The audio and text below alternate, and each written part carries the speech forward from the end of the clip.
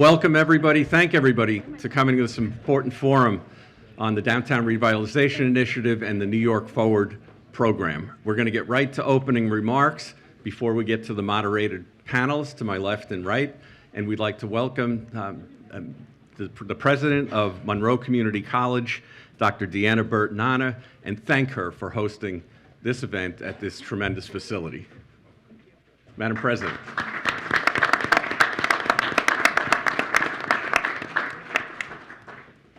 Well, thank you for that thoughtful introduction there. We really appreciate it. Good afternoon. I'm Dr. Deanna Burton-Anna. I'm the president of Monroe Community College. We're so pleased to have you here at our downtown campus. It's also the home of the Finger Lakes Workforce Development Center. It's a product of the very purpose why we're here today, a great collaboration between our state, our county, as well as our local elected officials and so many others. MCC has had a long history of being a part of the fabric of Rochester, and we are honored to serve as the host of today's session of the Downtown Revitalization Initiative New York Forward Forum. Today's session brings together municipal leaders, community planners and developers, and those interested in the Downtown Revitalization Initiative and the New York Forward programs, as well as many members of the Finger Lakes Regional Economic Development Council, for which I am also a very proud member.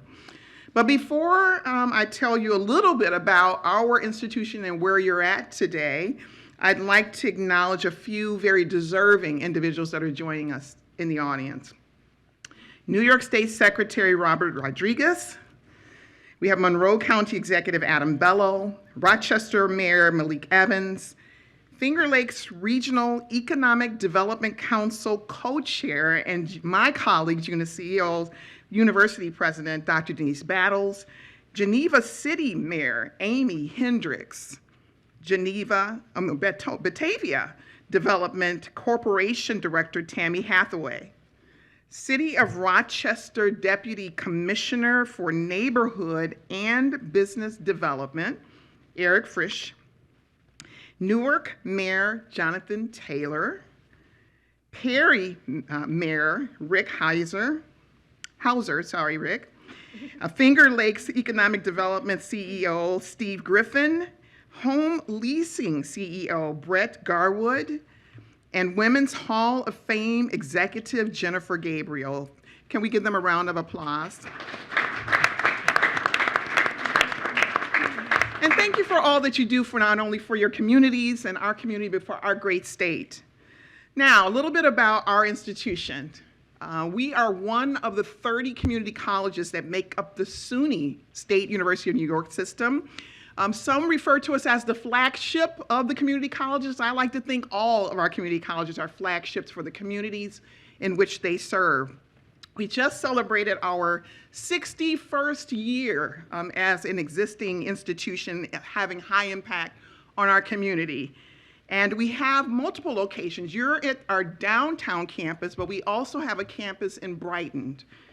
And we also have a three-part partnership with my colleagues here and distinguished guests with the county and the city as well. The Public Safety Training Facility, where we do lots of training for all the emergency response and house the command center for Monroe County. We serve approximately 23,000 students here at Monroe Community College. We have a combination of credit and non-credit programs and over 100 different types of programs with certificate and micro-credentialing as well. Most recently in 2022-23, we were named one of only 10 colleges in the nation to lead reform of the nation's community colleges as part of the Aspen Institute in collaboration with the Community College Research Center, or CCRC, to be part of what's called Unlocking Opportunity for our nation's community college students. Very pleased. And the only college in the state of New York to represent in that network. We're also home to the world's first two-year program, training technicians in optics and photonics. And we're on a mission to train the field in helping other institutions to stand up those programs, knowing that even our own existing demand in Monroe County for upwards of over 500 employees per year, we're unable to keep up with that all by ourselves. So we're doing our best to train the field regarding that. We've also benefited from the generosity of our federal congressional delegation of Schumer, Gillibrand, and Morelli that have done amazing work and dedicated many resources to our institution to help us to stand up many of our optics programs across the region, as well as so much more. Even our own county executive, we appreciate his dedicated commitment to ensuring that we were able to build a new applied technology center here on our Brighton campus. If we are all aspiring together, and hopefully as lucky as we hope to be, we'll also be the workforce lead for a $17.5 million grant that would help us to do the work along the I-90 corridor as part of the Federal Tech Hub. We've existed in the downtown area for quite some time, and from 1962, where we opened our doors in the city of Rochester, our return to our downtown occurred in 1992, and you are now in the facility that we began to occupy in 2017, the home of the famous Kodak Corporation. I hope that you've enjoyed the facility and been surprised by a few of the architectural structures and so much rich history here for us today. And so much remains true about the commitment that we have in this way we situate ourselves for our community in different spaces as well. We're also envisioning what the future of this campus can look like for our community, and I want to commend my colleagues across the college that are part of that steering committee. As a member of the Finger Lakes Regional Economic Development Council, MCC continues to develop partnerships with many of you and others to find ways to contribute to the economic development of our region. And as a member of the Rochester downtown community, MCC is committed to working together to find ways to accelerate growth and to promote innovation and help provide opportunity for members of our community in so many different ways. But as we all know, and the reason that brought us here together is because we can only do it together as one. By working together as one, I am confident we can accomplish so much more than we have already done. This principle holds true in our great institution, Monroe Community College, but I believe it's true as we work to revitalize downtowns throughout the Finger Lakes region and the state of New York. And on that note, I have the pleasure of now inviting to the podium New York State Secretary of State, Robert Rodriguez, to the podium.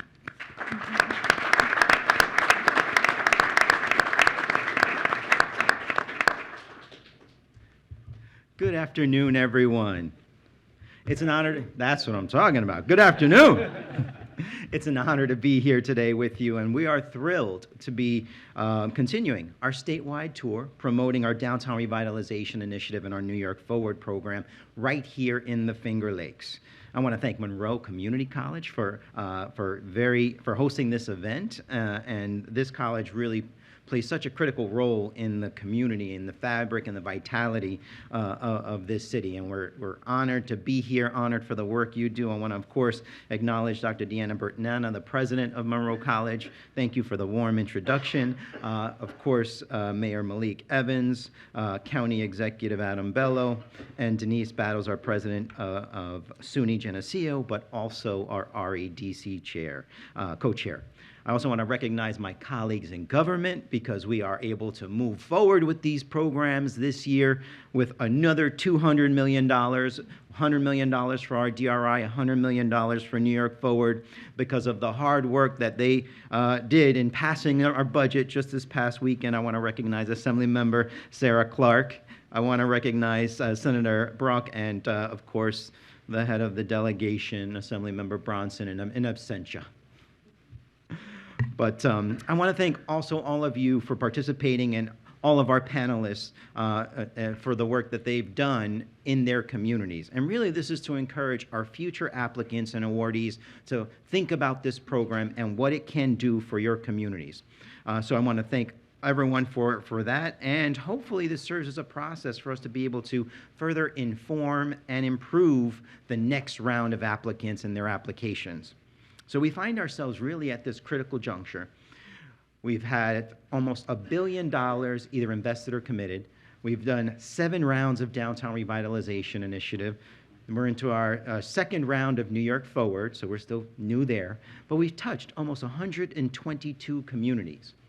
But that certainly doesn't mean we've touched them all. We have parts and pockets of this state that we still believe require revitalization, and we have the opportunity and the resources to do that. So we are looking very much to hopefully continuing the work that we've done in these programs. Let's talk a little bit about what that looks like here in Rochester. Just a couple of weeks ago, we saw the start of construction. Thank you, Mayor Evans. This is a big deal. Rochester was recently named a winner, and they are hitting the ground running. So we are starting construction on the 76-unit mixed-use development, Alta Vista, at St. Joseph's Park. That's a DRI project. We're very proud of that. It will transform a formerly vacant lot into a vibrant, affordable housing development with public event space.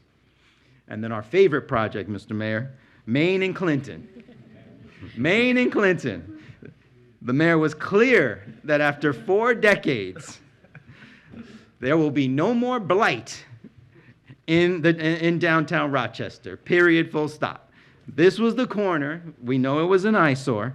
But more than that, it was a symbol in many ways of the nagging problems that we have seen in downtowns. We could do so much around it, but if we don't hit every corridor, every pocket, even every corner, then we haven't really revitalized our communities. And Rochester was well on their way. Rock the Riverway, many other resources. The mayor has taken on urban development to new heights here. And we were just helpful in terms of identifying a few areas, including Clinton and Maine, that needed a little bit more TLC.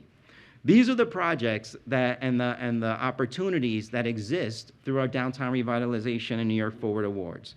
We're able to take on those challenges, support small businesses, build new housing, create new, safe, enjoyable, and accessible streetscapes and public spaces, and introduce a little bit of public art here and there. All of those things are what make the Downtown Revitalization Initiative complete. It's never about one project. It's about the combination of those that have the biggest impact.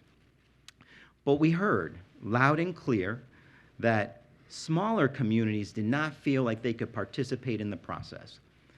$10 million seemed a little bit too big for some of our small towns and villages. The governor, to her word, created a program that focused specifically on smaller towns and villages. And we've even seen iterations where multiple towns and villages apply for either a downtown revitalization or for New York Forward. And so we made sure that now, through these $4.5 million awards, that we can now touch every town and village. So one of the things that we're looking to do through this process is to ensure that they are able to connect to us and we provide those resources. One of the key components of DRI, as you've heard, is making sure that we also introduce housing. Housing is one of those things that has reached crisis levels and proportions, and it is not just a city problem. It is happening in our towns, in our villages, and making sure that we can help support our towns and villages in their housing plans is very much the model that we have embraced in Downtown Revitalization and New York Forward. And to date, we have built 3,500 units of housing throughout the state through these programs. And I can't emphasize it enough. This is not the state coming in and telling you what your downtowns look like or should look like. This is not us imparting our vision for the community. This is the community and the locality driving their vision and us supporting them through this process and with the investments and the grants. So that's what we try to do. That's what we're looking to do with housing as it incorporates, not just here in Rochester, as you've heard, but through all of our DRI and our New York Forward activities. So we are up to that challenge, and we are up to the partnership of working with our communities so that they continue to flourish. And that's why we're holding this forum. It's really much about ensuring the pipeline of communities, that they are availing themselves of these wonderful resources that we all work so hard to realize, and understand that it is accessible to you. And I think with New York Forward, I want to highlight one particular lesson learned. One of the things that we heard from our towns and villages is that we need help just to prepare the application.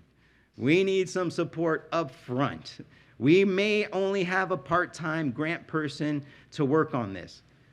I may only be a part-time supervisor or mayor.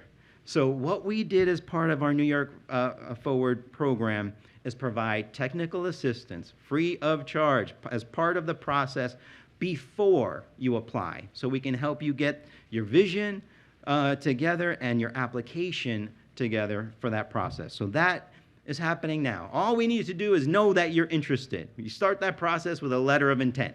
So I want to impart upon all of our localities who are here, we can provide the help before we get to the September application date. That's what New York Forward is about, making sure that all of our communities can connect to these resources. So what we're doing today, in terms of this panel, in terms of these conversations, is really to create an opportunity for a lessons learned forum, where we can say what worked, what didn't work, and how to put our best foot forward for our new communities in September. So we just want to make sure that you understand that we have a tremendous amount of resources here at the Department of State to handle these complex, multidisciplinary, challenging issues that are downtown revitalization, but make them simple. It's really about your vision. Our teams will help you navigate that. So I want to just recognize my team at DOS that does an amazing job of leading these programs, connecting with our communities, and we'll continue to do that under the leadership of our Deputy Secretary, Keisha Santiago, our Smart Growth Director, Paul Beyer, our Revitalization Specialist, Sam Aldrich and Melissa Keller. These are the folks that will help you navigate the process so that we can come back later on this year with paper checks, $10 million, $4.5 million for your community. It might not be me. It will certainly probably be the governor. But we understand that behind that symbolic check is really a community's visions and dreams. It's really about the hopes of their community. And that's why we are here today to really talk about how do we take those hopes and aspirations, put them on paper to a solid application, and eventually lead to that revitalization that will happen for your communities, as you're seeing right here in Rochester. So it's my pleasure now. I take the opportunity to introduce the mayor of our host city, a tremendous partner, not just a DRI recipient, but also just a tremendous leader and advocate for Rochester, for the changes that are happening, but most importantly, to make sure that that change is inclusive. It is inclusive of everyone in our communities and doesn't leave anybody behind. So I just want to recognize and bring up Mayor Malik Evans to say a few words. Thank you, Mr. Secretary. I can't say enough about the governor and her staff selection. She knows how to pick some great people, and I can tell you that Secretary Rodriguez is one of them. He has spent lots of time in Rochester. He walked downtown with me my first year in office when I wanted to show him what Main and Clinton looked like. He saw it up close and personal. I said, I want something done with that, and they did. So I want to congratulate you on your new position, but he's promised me that he will continue to keep coming back in his new position. As you know, he's was just elevated to lead DASNY, but I know that he will continue to have Rochester on his radar, and I know where to find you. So thank you, Mr. Secretary, for being here. And then obviously my partner in government, I spend more time with him than anyone else, probably in government, the County Executive Adam Bello, who you'll be hearing from in a second. And of course, Sarah Clark, long time no see. We just saw you earlier today, trumpeting some of the things that came through on the state budget. I also want to give a shout out to, I don't pick favorites, but Brett Garwood, who has been instrumental in making sure that we move this Main and Clinton project forward. Rochester, we got $10 million for the DRI project, and we we spent it wisely. Maine and Clinton, 216 to 218, 220, 222, 224, and 226 East Main Street, $4 million to transform. The historic Edwards Building, 26 to 34 St. Paul Street, we spent $1.75 million in DRI. Alta Vista, which the Secretary just mentioned, corner of Franklin and Pleasant Street, $1.3 million.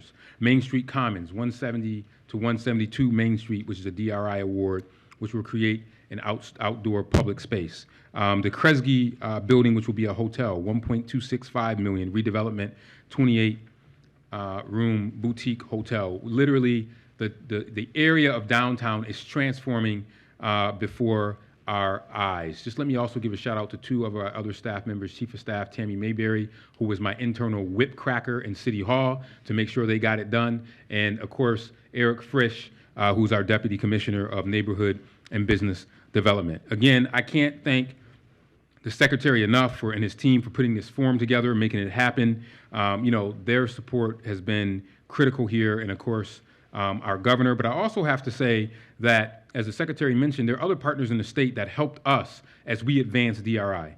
Obviously, Empire State Development, the New York State Home and Community Renewal, who probably gets tired of me bugging them all the time, and the New York State Energy Research and Development Authority. All of these folks have allowed us to move these projects forward, transforming our city's lives for our residents. We could not achieve alone what we are creating together with the state and our partners with the DRI award. As I always say, it's we, not me. I'm just like the orchestra conductor, okay? I couldn't do this without all these partners, including our partners from the state. And as I said, construction has already started at the Alta Vista project and the Edwards building. The corner of Main and Clinton has been a priority of mine.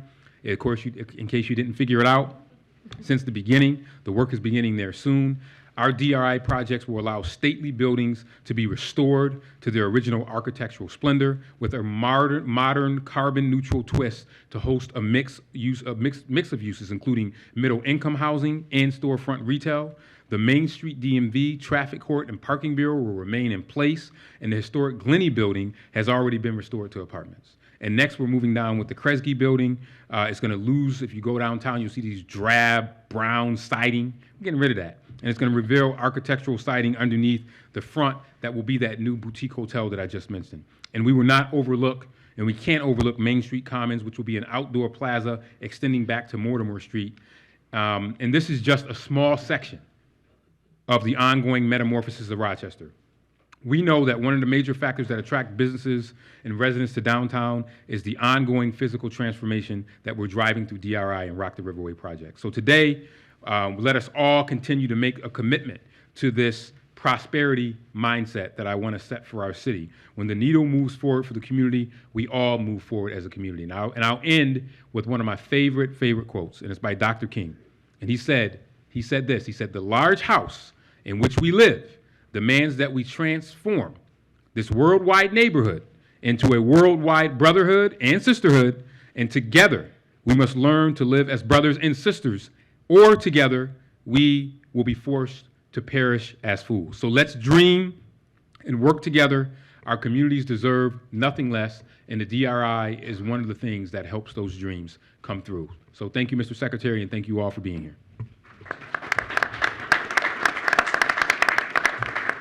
And as I said earlier, it's my honor to be able to introduce the great partner in government who is a major supporter of Monroe Community College, our county executive, Adam J. Bello.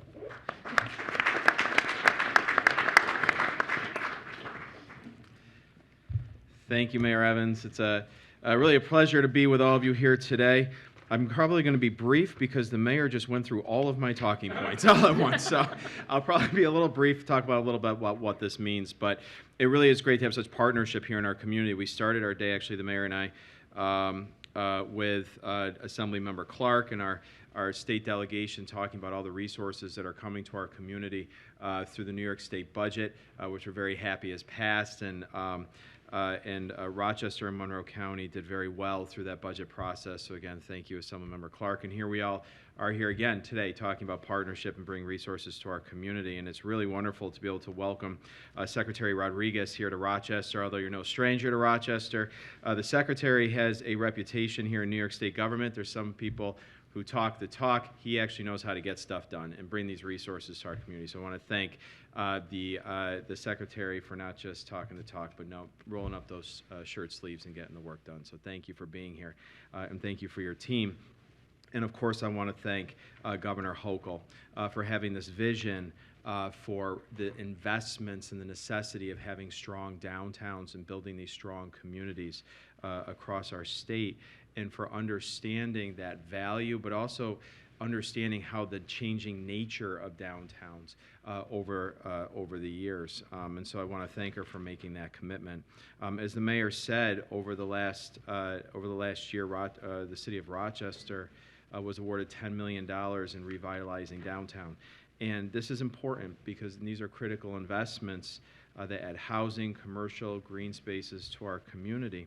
And if you think about how downtown Rochester has been changing over the last 14 years, our center city has seen an increase in population of about 17%. Mayor, how many people are living downtown?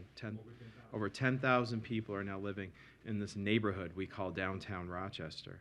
Our downtown is transforming. The economy in Rochester is taking off. Major companies like Constellation Brands are moving to downtown. They chose to move to downtown Rochester, and many small businesses are finding their homes in these redeveloped buildings. Look at where we're standing today, and of course I forgot to acknowledge President Deanna Bertnana, who I work so closely with. I'm very so proud of the work they do at MCC, and look at the redevelopment and use of this building as well. This was Eastman Kodak, right? This is a company occupied this space that literally changed the world, and now we're educating the next generation of workforce here that again is thinking about creativity and innovation and harnessing that local talent we have that's going to go out there and change the world just like George Eastman did. And we're very proud of this space, but it's that reuse and that redevelopment of spaces like this that's thinking about the future.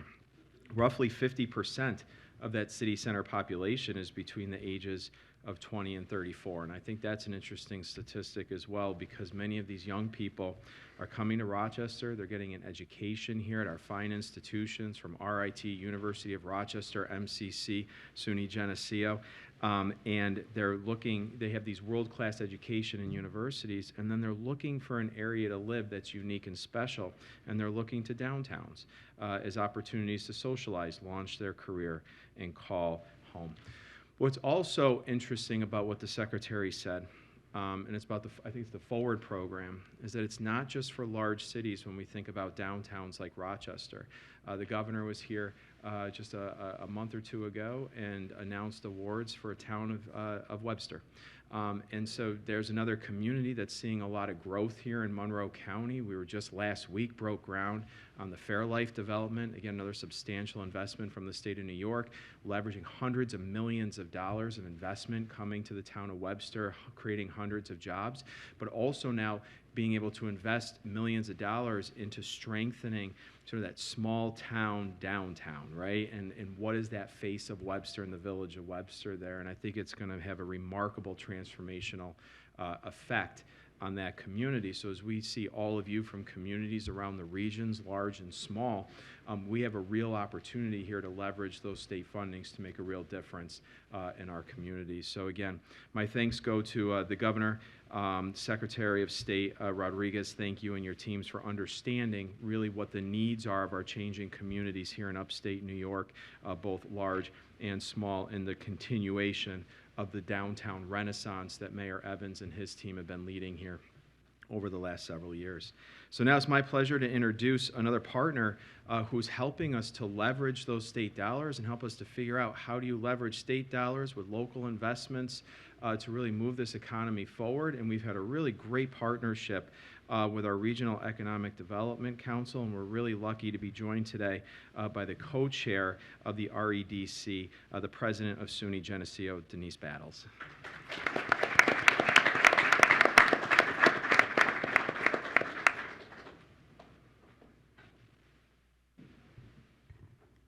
There we go. Well, thank you very much for that introduction. Good afternoon to everyone. As you heard, my name is Denise Battles. I'm privileged to serve as one of two co-chairs of the Finger Lakes Regional Economic Development Council, along with my colleague Bob Duffy. And you might get us confused because we look so much alike. He's got about another 1.5 feet on me, but at any rate, he was unable to be here. And on behalf of certainly my fellow co-chair and really all of the broader FLREDC, delighted to welcome you here today, and thank you to my colleague, Dr. Bert Nana, for hosting us at this wonderful facility. I too want to offer my thanks to Secretary Rodriguez for this opportunity, and I'm sure it'll be a fruitful expenditure of your time. As you heard, in addition to my role as the FLREDC co-chair, I'm honored to serve as president of SUNY Geneseo. And we'll share just a little bit about where we fit within SUNY as a whole, which is a major economic driver, of course, for our state. Our college joins the 64 State University of New York campuses in serving as employers and developing future employees through our graduates. And I would also like to take a moment to commend Governor Kathy Hochul and the entire New York State Legislature on the passage of the 24-25 budget. I know it was hard fought. Thank you very much. Which again, once again, increases state funding for public higher education, and we're deeply appreciative. The continued support helps ensure access to high quality, affordable higher education for New York's students. In addition to educating thousands and indeed hundreds of thousands of students, our SUNY system is truly an economic engine as a whole. It provides more than 150,000 direct and indirect jobs. What's more, according to a Fiscal Policy Institute report that was released this past February, Livingston County, where SUNY Geneseo is located, is among 3 counties in which SUNY has the greatest economic footprint relative to the size of the rest of the local economy, supporting 10 to 15% of all jobs in our county. And it doesn't end with jobs, of course. According to the Rockefeller Institute's SUNY Economic Impact Report, also released in February, SUNY System's statewide impact is $31 billion. SUNY institutions in the Finger Lakes region are responsible for $1.2 billion of that, and 8,270 direct and indirect jobs. And those data, by the way, are as of academic year 2020. The report also shows that SUNY enrolls more than 1/3 of all college students in New York State, and 80% of SUNY graduates 1 year out are still in New York State. SUNY Geneseo alumni are no exception. To show a little bit or to illustrate the importance that a given institution can have on our community, a recent news article, in fact, I think it was the same day I spoke with a representative of the Secretary's office about this event, highlighted 5 female K-12 superintendents that operate across Genesee, Livingston, Orleans, and Wyoming counties, locally known as the GLOW region. 3 of them, it was pointed out to me, were SUNY Geneseo graduates. Many more alumni go work in various industries across the Finger Lakes region, certainly, and beyond, working in education, business, and STEM fields, such as physics.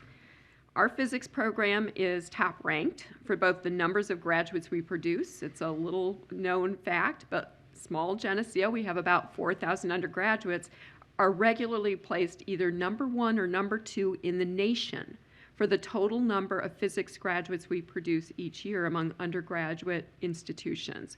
We generally produce about 40. So we have about 4,000 students. We produce about 40 physics graduates a year. It's truly amazing. We're also top ranked for the number of our alums that go on to earn a doctorate. And that program as well, physics, has recently been acknowledged to contributing to physics education in the K-12 system. With the exciting opportunities coming to New York State with the semiconductor industry, and you've heard from my colleague referencing the strong presence of optics and photonics locally here in Rochester, we very much look forward to what our graduates will contribute to that important national effort. Our liberal arts-centered public honors college environment cultivates highly creative and entrepreneurial individuals, and so they also, not surprisingly, start and run their own businesses. I've been busy extending invitations to people to come visit our village, which is only a half an hour south. If you do visit us and walk down Main Street in Geneseo, you will see many storefronts that boast their alumni status. It's just one way that our campus is deeply connected to the village that serves not just as our host, but truly our home.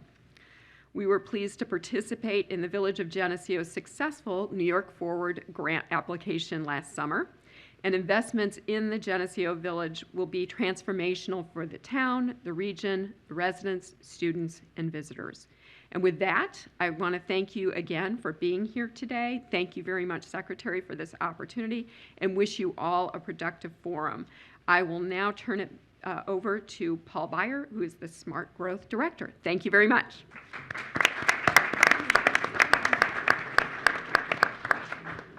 Thank you, President. Thank you, distinguished guests. We're going to move right to the panels now. Our municipal leaders and mayors to my right, and our stakeholders who are involved in projects and DRI New York Forward communities to my left. And I'd like to introduce the moderator for these two panels. Secretary Rodriguez is Deputy Secretary of State for Planning, Development, and Community Infrastructure, and she oversees these two programs and many others. Keisha Santiago.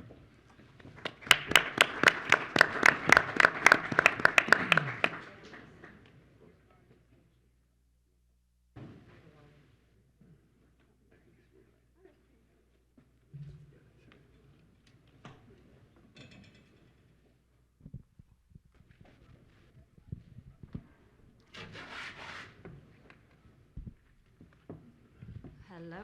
Nope. Yeah.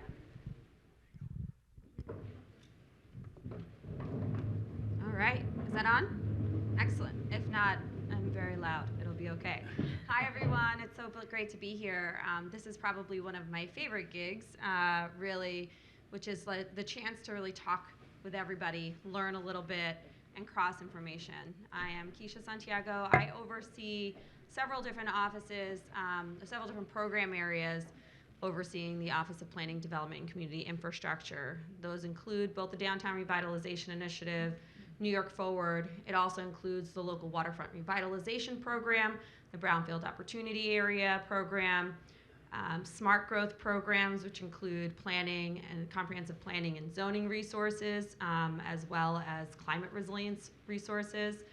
And then in addition to that, ocean and Great Lakes, and we're excited that we will soon be putting out some money from the Bond Act to help with climate resilience related projects. I like to share that with you so you have a better understanding of the scope of the people who are trying to help you all with realizing your vision for your downtowns. These are a suite of people who are extremely passionate about the work that they do and very much committed towards helping communities in a very, very intentional way. So it's nice to see some of the familiar faces in the room. And with that, many of you may have heard me say in the past that the Department of State really meets local governments exactly where they are and aims to take them a little bit further than they thought they can go. And one of the ways that we do that truly is by listening and taking in feedback and figuring out how we can retool our own programs. But with that is also making sure that you all have an opportunity to hear from people, both their challenges, the opportunities they created, and projects that launched swimmingly well, and then lessons learned from those that failed to launch.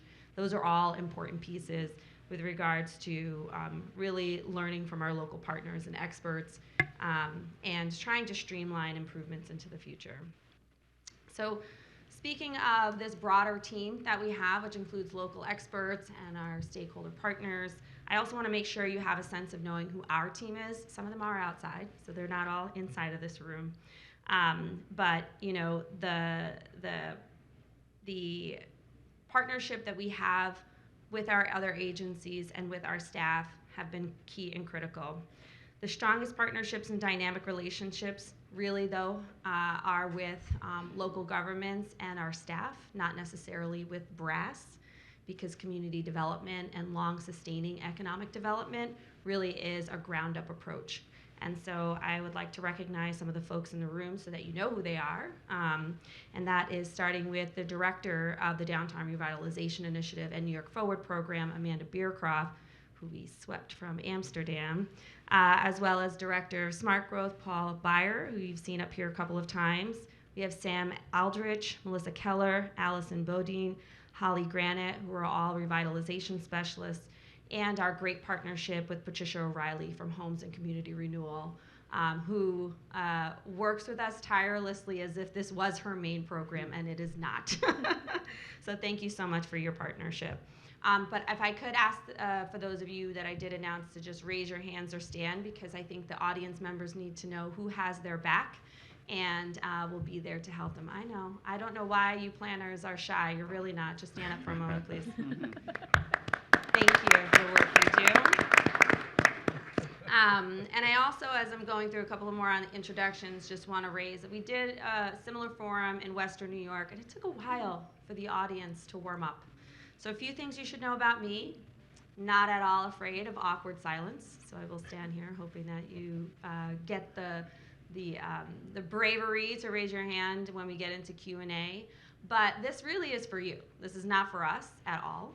And there are no questions that are too simple or you think that you should know the answer to. At the end of the day, community development and economic development is extremely hard. And we have a wide range of community types and staffing abilities that everybody has. And we know and we recognize that, which is why we constantly try to make small improvements to this program every single year we let it. Let's see, because obviously I'm not going off of my talking points at all. Why don't we just talk a little bit about the two panels that we're going to have today. These panels will start with both our local representatives as well as our stakeholders. And then the third panel is a little bit more of an application workshop informal, where you'll have the ability to engage individuals, RADC members, and agency staff. So we really do want to encourage you to ask questions, specific questions to the panelists after each of the panel discussions. And then we'll go a little bit more into the mechanics later. But if you're not sure where is the right place to ask the question, sometimes it's good to ask the same question to different people, because then you get a more broad answer. Secretary Rodriguez and I have traversed the state several times, in fact, visiting DRI and New York Forward communities, touring projects, which is one of my favorite things to do to fill my bucket, my positive energy bucket that we're doing good as we sit at our desk the rest of the time, and doing ribbon cuttings and groundbreakings, meeting with local officials and interested parties and listening to their stories.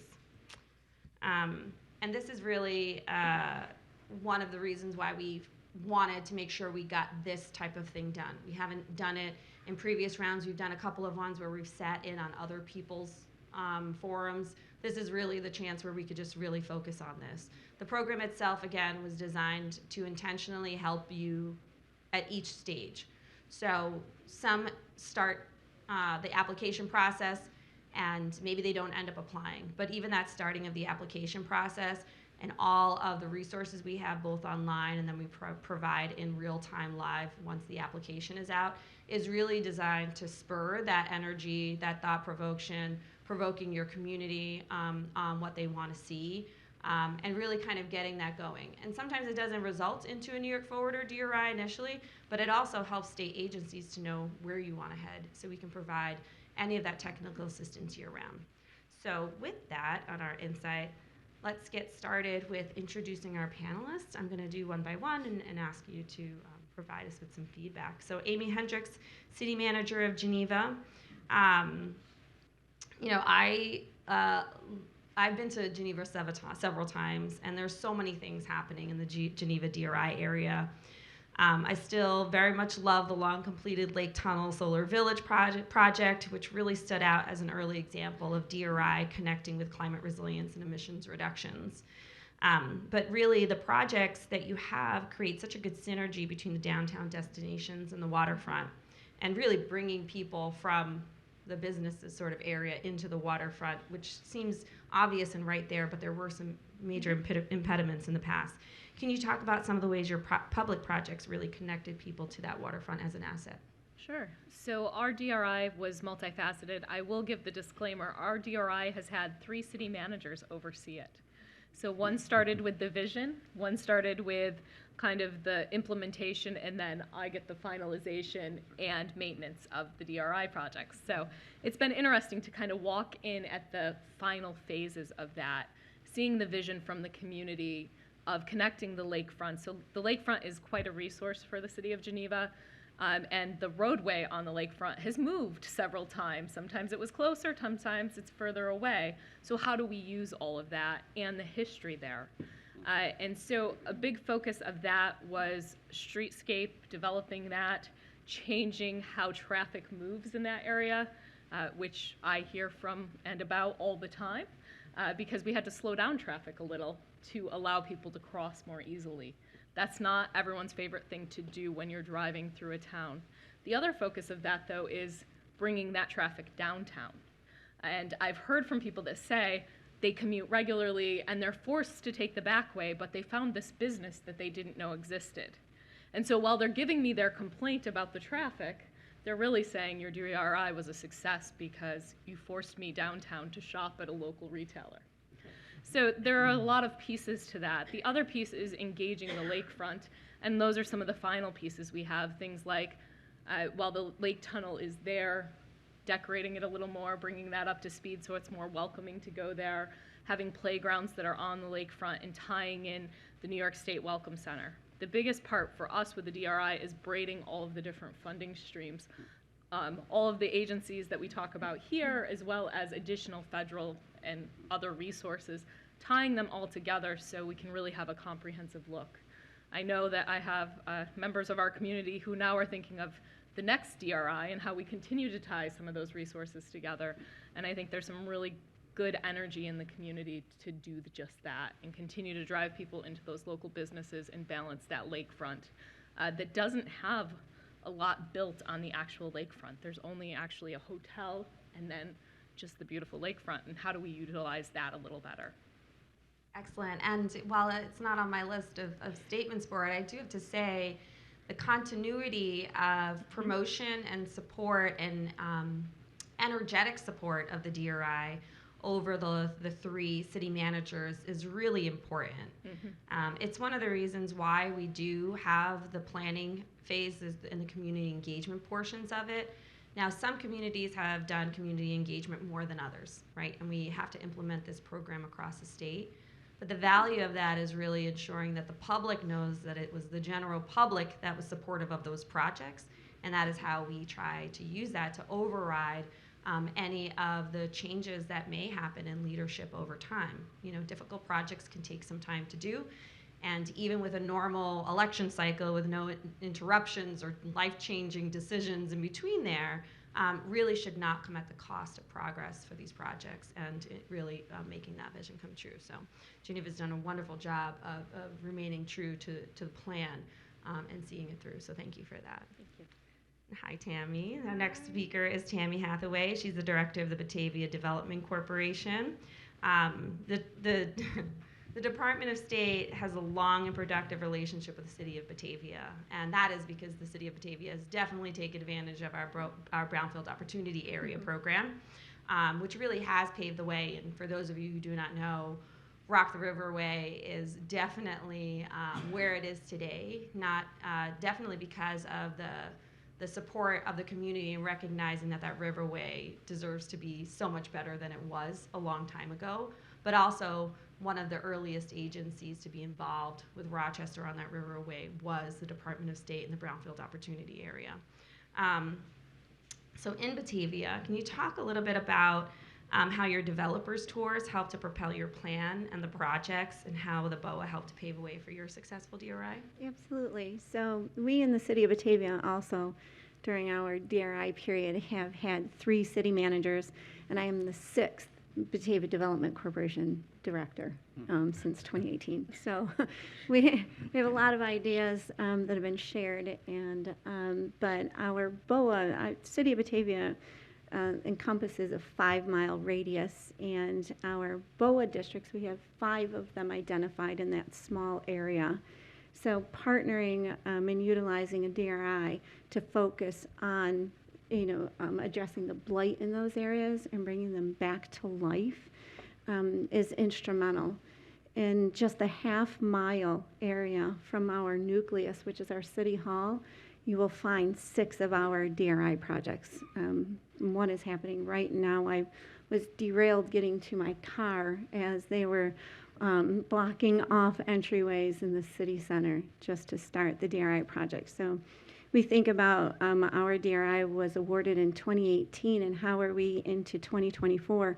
And we are just starting one of our projects, and we have others that, as you zigzag down Main Street in a 2-block area, you're seeing 4 others going on. If we can avoid a pandemic in our future, that's always going to be the best.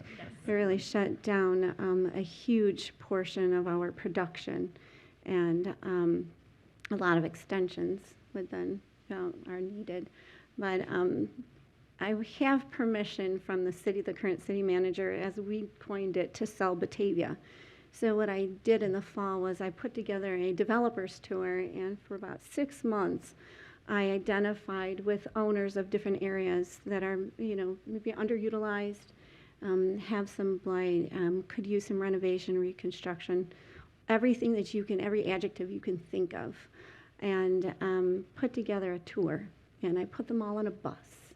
And I drove them around, and we stopped at each spot, and we got off, and I had examples of what this could look like. I educated everyone about the zoning and, what we look at as far as what could be here, what you're allowed to do, what is a brownfield. We have on the parameter of our city, just inside the city limits, one of New York State's largest super cleans, and it's a soul burner to the degree that 10 years ago someone's soles of their shoes actually smoldered. So we have this great little city that's got an awful lot of obstacles, and you can't do it alone. So putting everybody on this tour and showing developers and city managers from as far into Cheektowaga and commercial lenders, this is what we have, and we need to come together to make a better place for our communities to live. And it really is about the partnership, coming in with DRI funding, some Restore New York, and just matching up how do we make one project work, and if we can model that, how can we do it for other areas? Batavia started with a lot of industry. We have the oldest incubator with the Harvester Center in the United States. We're not bringing industry into the city of Batavia any longer. Maybe something as small, but we are not bringing massive factory production. So we have to focus on bringing housing into the city of Batavia to help aid the industry that's coming in outside throughout our county. So selling Batavia in those areas of where we can place housing and using products like the DRI and the New York Forward. We also are looking at where can our next area be for some New York Forward monies. Mm-hmm. Yeah, one of the things I always enjoy from a tour with Tammy is she is the full vision. She'll look at a site and say, what about this? And can you envision this? And can you envision that? And it's just such a great creative way of doing that. And I think always trying to find, it doesn't even have to be a member of your municipal team. It could really just be a community member who can describe things in that energetic way. Is just such a great add as you're working to build your application. So just want to give that little shout out to Tammy. Thank you. Next up, we have Eric Frisch. He's the Deputy Commissioner for Neighborhood and Business Development in the City of Rochester. So you were right in the thick of things. That's right. Can you talk a little bit about what the DRI has meant to the city, how you've leveraged further investments, and then the pivoting that you've needed to do when you've met up with obstacles? I would be happy to, and thank you. And I just want to acknowledge Geneva and Batavia, great work being done, great examples of successful DRIs, and we certainly hope that we meet or exceed the successes of our peers. It's also great to have 2 of the 3 other cities in the region represented up here, and I know there's a representative from the 3rd other city in the audience today. So it's a unique panel. DRI has, you've already heard it, right? kind of stole some of my thunder when Secretary of State and the mayor and county executive all talked about the same thing. So you may have heard of this intersection called Main and Clinton. I think it's come up a few times. So No pressure, Brett. yeah, I'll steal your thunder then. But no doubt about it. When we look at what was the biggest eyesore, the blight that everyone pointed to and said, this is proof that downtown Rochester has not come back. It's Main and Clinton and that block or surrounding blocks. So it's really not a surprise that we chose that area to focus on for our DRI. I mean, these were, are extremely challenging properties to redevelop, and I'm sure Brett will talk about that to some extent. Both those properties as well as the others in the corridor. But there are also great opportunities, right? I mean, those of us here representing cities and large villages, historic hamlets, et cetera, we've got great building stock, right? Great bones, as we call them. And even when those are in a deteriorated state, they're great opportunities.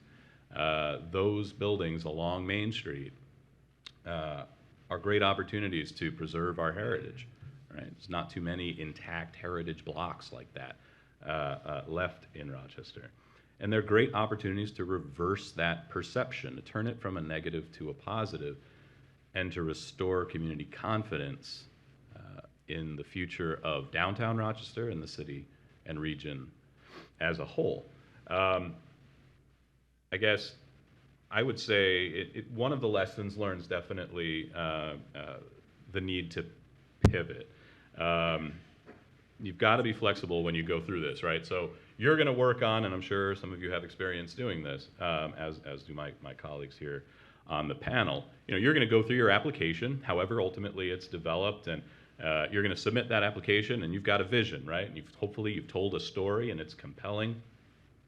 But that's going to go in, and hopefully you get awarded, and then the planning process is going to start.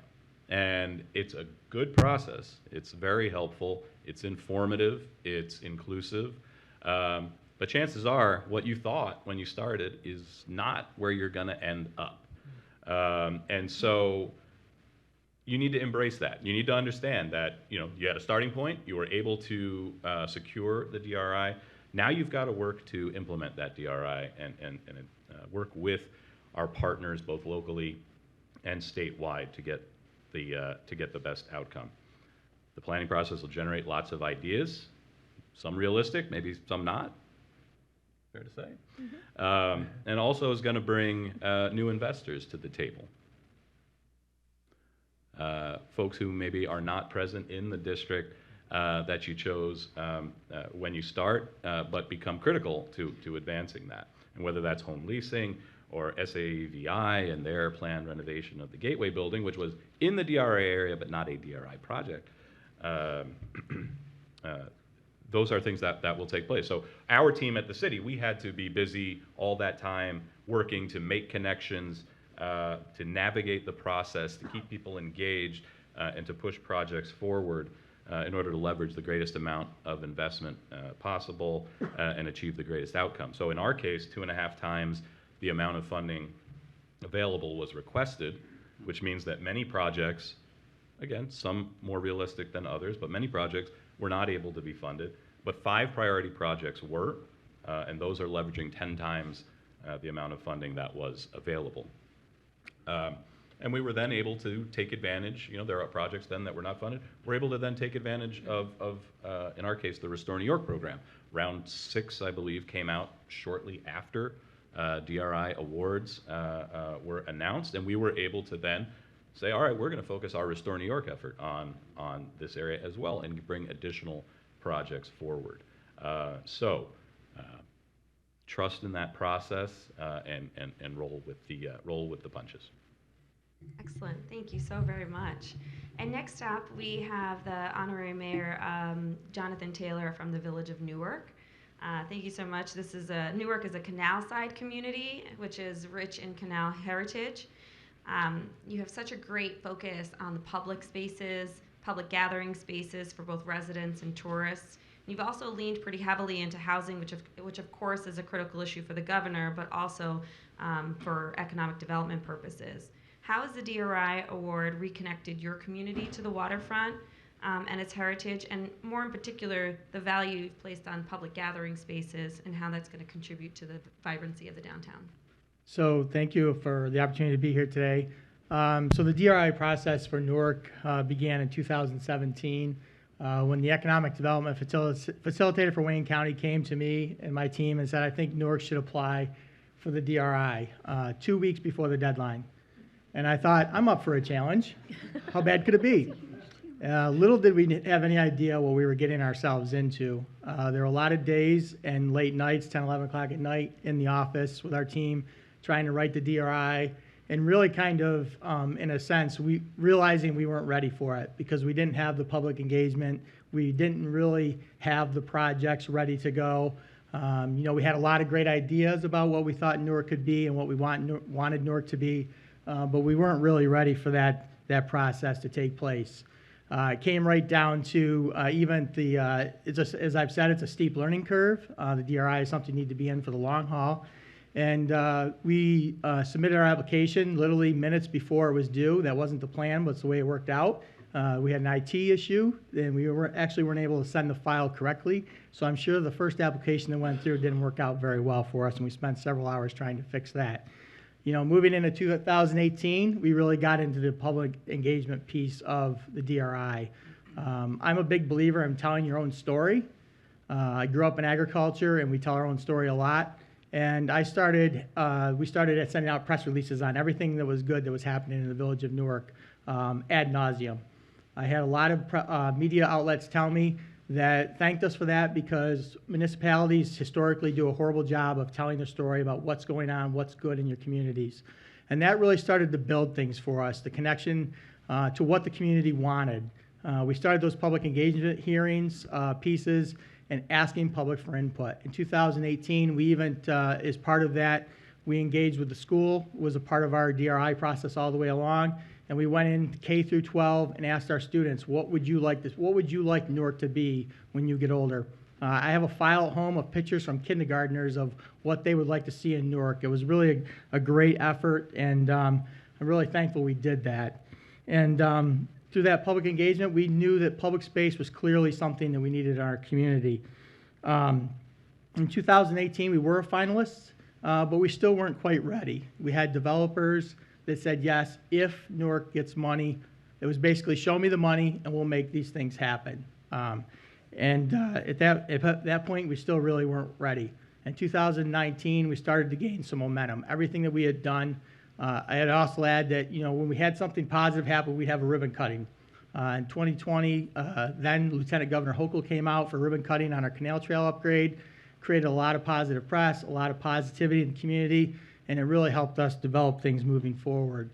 In 2020, of course, COVID hit. We continued to do that public engagement through Zoom with different focus groups, soccer moms, those in their 20s, those who lived outside the village, business owners, manufacturers, and it really helped us all build our basis for what our DRI projects should be in creating those public spaces. One of the biggest projects was the Health and Wellness Center, which we saw as a regional project, which would include an indoor track, turf, gym, relocating our community center that's in a building that my grandfather went to high school in. And those kind of things were things we heard over and over through all this public engagement. I guess that's why I keep bringing that up, because that was the important piece of it. Because I think in every community you have detractors. There's that small group of people, no matter what you do, no matter how good it is.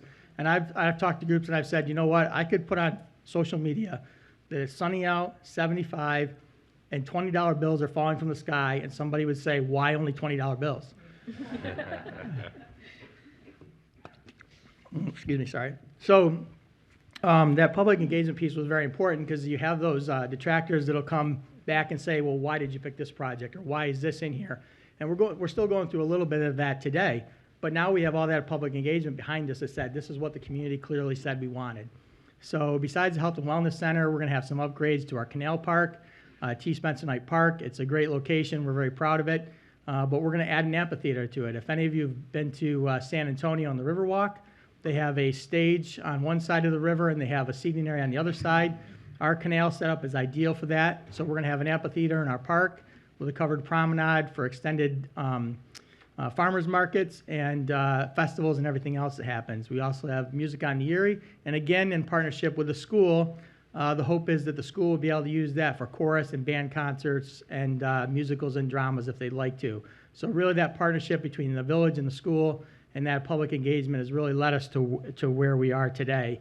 And so that's really been kind of our story. In 2019, we were finalists again, but not ready. But then in 2021, interestingly enough, we had developed to the point where we went from just ideas that were kind of just thrown against the wall to see what would stick to 2021, where we actually had developers and landowners shaking hands and saying, we will do this project. In our DRI in 2021, we had over $300 million in projects. And I remember the finalist panel saying to me 3 times, they asked 3 different ways, they said, what projects are the most important projects to you and what could you live without? And I kind of skated around the whole question, really, and at the end of it, when the cameras were off and the virtual interview was over, one of my team members said, I never thought Jonathan was a politician until he didn't answer the same question 3 times. Because in 2021, there's $20 million on the table, and we did have $300 million worth of projects that will happen someday or could have happened with that investment. So I wasn't willing to back down from that. But we did share that year with Rochester, and that's kind of been our story going forward. And last thing I would say is that we've always said you have to be in it for the long haul, and we are in it for the long haul. DRI isn't something that happens overnight. It's something you develop over time to do it right and to be kind of a DRI-worthy community. Absolutely. And first of all, thank you for reminding me that it was Newark. I do recall hearing about the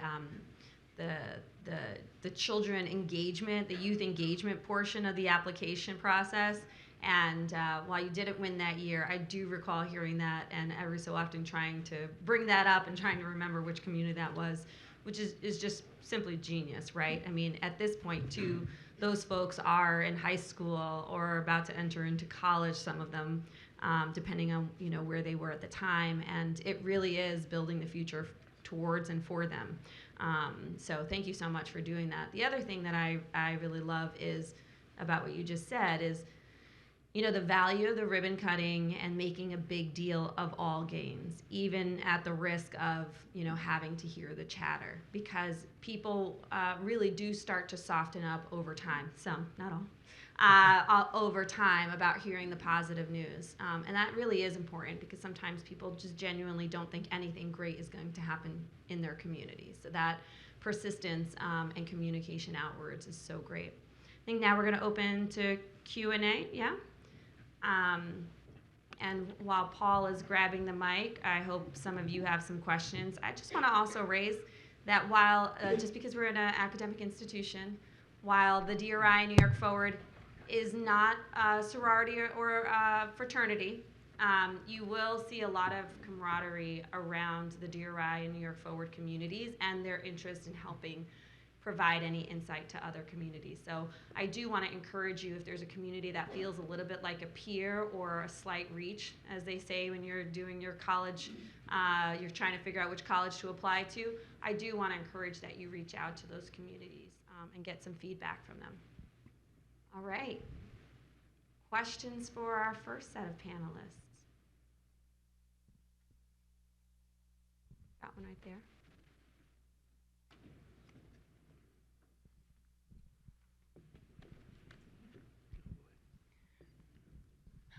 Good afternoon, everyone.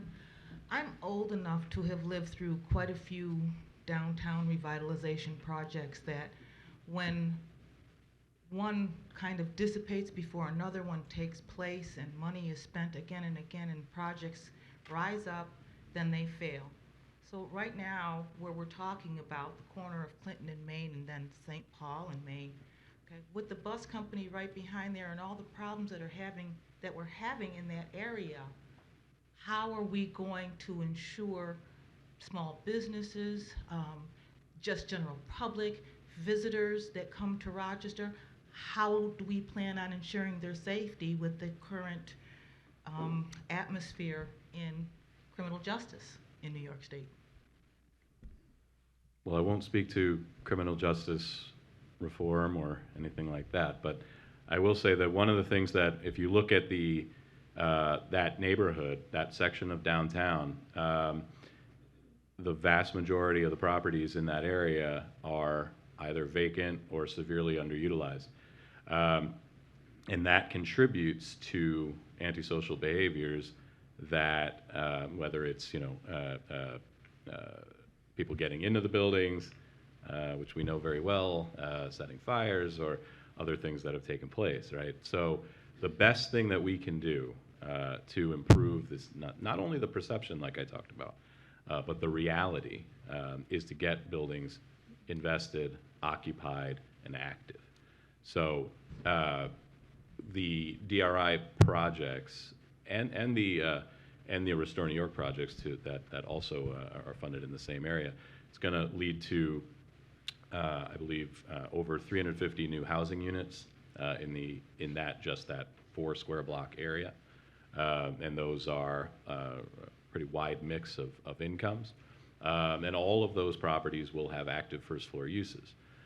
So as the units lease up, and as the first floor commercial spaces lease up, there's more positive activity, there's lights on, and there's things that discourage the other activities that I think popularize the perception of that area now.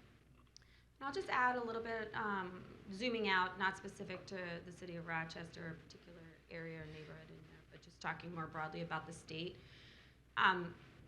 The Downtown Revitalization Initiative and New York Forward program in particular, we don't do one thing, right? And so in many of our communities, we are supporting financially both economic activity, similar to what was just said with regards to activating first floors and making sure that we are reducing vacancy. We're adding housing. We have certainly provided resources towards supportive housing programs, workforce opportunities, and things of that nature. So the DRI in particular, even though it's only $10 million, really looks to try and plug in resources that help to create an opportunity to advance a lot of other areas that will help specifically in this area. And then on top of that, not necessarily my area of expertise, but there are an increased amount of resources going towards other supportive things to help, right? Because we're not just looking to remove from one place, but rather to deal with the underlying issues that create for that. But activating downtowns in general really do help with crime. Is there a follow-up?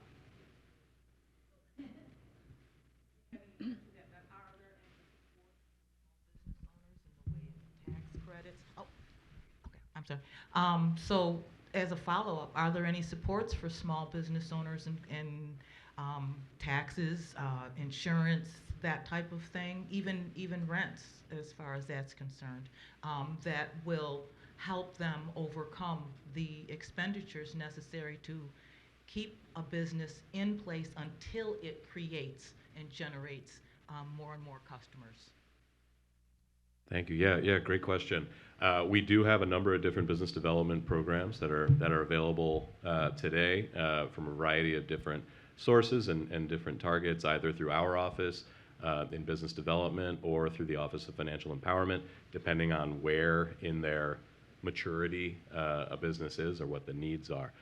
So certainly, I would encourage anybody who's looking to either launch a new business or to sustain an existing business to reach out to me or my organization. We're actually talking right now with what we hope will be a new grocery coming. So we're excited about that opportunity, and that would be in this district. So likewise, we're also partnering with our friends at Rochester Downtown Development Corporation to look at how we can fill vacant storefronts. So hopefully we'll make progress on that in the coming months.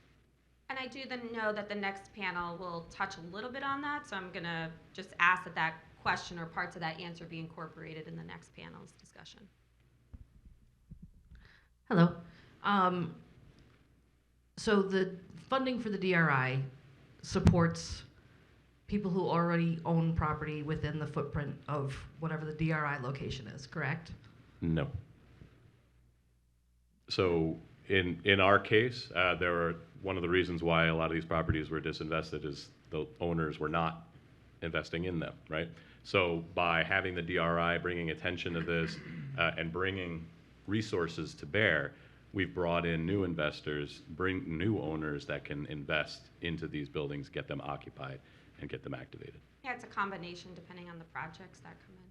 So someone has to have the funds to purchase a blighted property to then receive support funding to enhance the property, is that correct? So I can answer that just a little bit because I think it's more of a program-wide question. So part of the requirements on the DRI side, because the goal was really, the program was really set up to help catalyze investments that were spurring, things that were happening, which is why we talk about the application process, sometimes going through several rounds as you do community engagement. And actually, the community engagement helps to tell the development the development industry what the community wants. That way, when they're coming in and possibly purchasing properties, they're aware of what the community actually wants in some of those storefronts or in the footprints. But there is a readiness factor. So while there are a lot of programs that help to lead up to that point, I will just say specifically to the program, there does require some site control, some ownership, some knowledge that the project will move more quickly, because as some of the representatives stated, there might be a slate of, if you're awarded $10 million as a community for an investment, there might be a slate of $40, $30 million worth of projects. And the state wants to make sure that the resources are able to move somewhat quickly. And the idea behind that too is that, and not just the idea, what's been proven is the investment starts to spark additional investment interest. So while the DRI may only invest $10 million, the neighboring properties start to grow some development interest. It really, the timeframes doesn't necessarily leave room for someone who's like considering entering into the development, business itself or things of that nature. But there's certainly a lot of technical workshops that allow to strengthen the pool of people who are looking to invest in their community.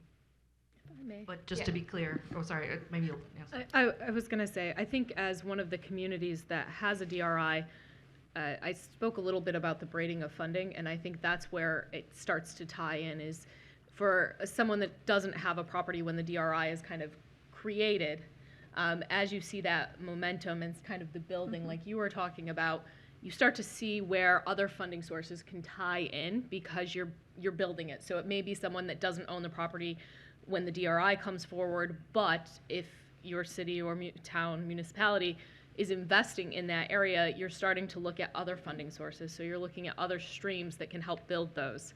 And that's an education piece that I think often is on the municipality. So I do want to say the DRI, from my point of view, is it's a lift to get it done, and it's a lift to sustain and build. And so as you start to look at this, start thinking about, okay, once these are all in place, what's next at the starting point? And so, for us, it might be, okay, we need to have Restore New York funding every year. We need to have MAP grant funding. And we're building that pipeline so then we can start to build the next phase of not only DRI, but we have business owners that have been trained, that have worked with our partners, or potential business owners. So while this funding is very specific for the vision of ready-to-go projects, you're continuing to have the community meetings to start thinking of the vision of what's next. And you're supporting the potential owners to be prepared for that, what's next.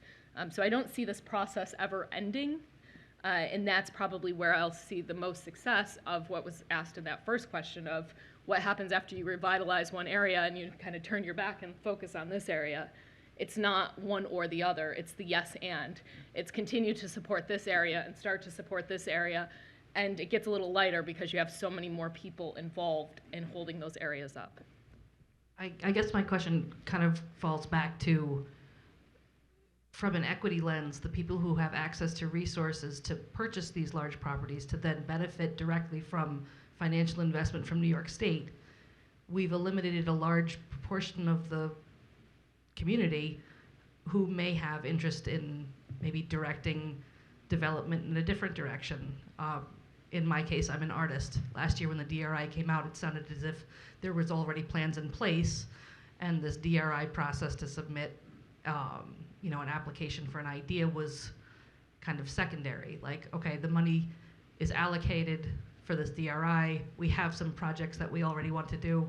Oh, if you want, you can submit an application. But we were removed from that process. So I guess my urgency for Rochester would be to make sure that this application and this process is more open and not just on a 1 o'clock on a Thursday, and that this information is shared with the broader community that this is happening.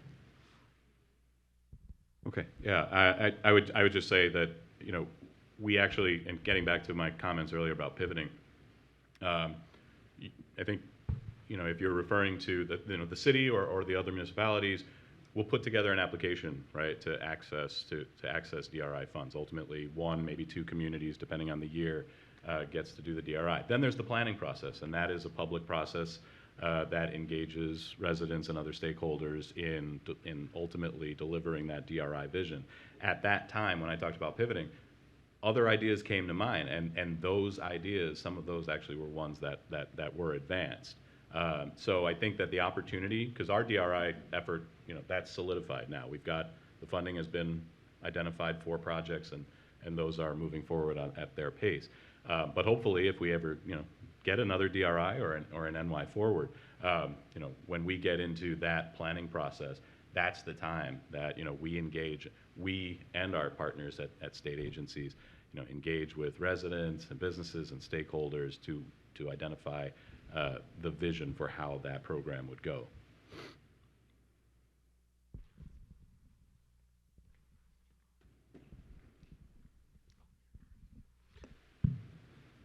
Hi, my name is Rob Hayes. I'm the mayor of Avon. I guess this question is probably directed more towards Mayor Taylor. We've identified early on that this is a program that we want to pursue, and from a leadership team perspective. Do you have recommendations for when to engage the community as far as notifying them that this is something we're going to go after, even if you don't have a solid plan in place? Today. Today. Excuse me. Okay. So that's a great question, because one of the things we saw through the DRI process, through the press releases, the ribbon cuttings, it's often been said money follows money. So we started to have our first big win in 2018 with the reconstruction of South Main Street, recreated a gateway to our community that was state and federally funded, then a Canalway grant, and then Main Street grant, and on and on. But one thing we did along the way, besides that, is we created videos in our DRI process, and we put those videos out publicly, and we included students and community members talking about Newark and what they loved about Newark, and that's what we took with us to the DRI finals.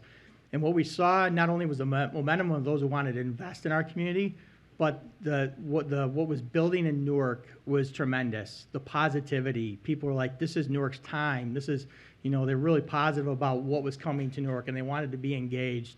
So the sooner the better you start that process. And for us, after 2017, I told my team, everything we do now the DRI will be central to that. Every piece of this that we build on will help move us towards being a DRI-worthy community. So engaging the community, building that positivity really turned things around for us, because a lot of times it's been said in a small community, you think, well, this is what some people would say, this is what Newark is what it is, and this is what it'll always be. And we kept saying, no, that's not it. We're not going to settle for that, and we're going to continue to build on those successes. And that's what we continue to do. So I would say involve your community, find ways to engage them and build that positivity, and it's great to see what follows it as you go through the process. And if I can piggyback on that, I mean, that comes down to the last question that was asked. How do I know everything about what is offered to me? As an artist, maybe the DRI project wasn't in your best interest. There's NISCA grants out there, there's arts councils, and it allows enough time for people to self-select. Is this for me? My project's $150,000. Is this the unicorn grant funder that really it's for the project that's $1.2 million? We have a $22 million healthy living campus that's getting a $4 million DRI. That's a huge DRI project. And to manage that, in addition to managing, some of our $400,000 projects, it allows, when you have enough community involvement, and they've been able to have a say, especially in an area the size of Avon, you have the ability to have everyone, or the majority of Avon, have a say in how the DRI is, the instrument is used. And well, yes, I've worked there for a long time, so I agree with you. Okay, Margie Blackman from Brockport, and this is also a question for Mayor Taylor. I'm really impressed with how many times you applied, and your doggedness in sticking to that. We from Brockport applied last year, thought we had a great application, made it to the interview, and now we're going to be applying again. And what I'm curious about is, did you seek out feedback on your individual application from the DRI, people? Yeah, and that's a great question, it was good to hear that the process has changed a little bit, where there's technical support along the way, and sounds like more feedback. Indirectly, we asked for feedback, but I think that this was maybe one of the programs that there was less early on, and I think that's changing because of the importance of the program, and that's going to be vital to communities being successful, is that feedback afterwards to say, this is where we see the deficiencies in your application. There was less during our time, but we kind of looked at other communities. That's another thing that we leaned on a lot. The communities that were successful, we weren't afraid to reach out to, go meet with, and talk about, how they were successful, and that really helped change our application going forward. So, Thank you, that's helpful. We have reached out to other communities, and we will reach out for technical advice on our application for the next time. Thank you. I can't emphasize it enough. Do it before the competitive process starts. There's a whole year where folks can be reaching out to both the RADCs and the Department of State and ESD and HCR, depending on what those projects are. It really is that early advancement. Any other questions before we move on to our second one? Hey, first of all, thank you for your time today. Really appreciate your insight. My name is Morgan Christopher. I work for AquaWest Development.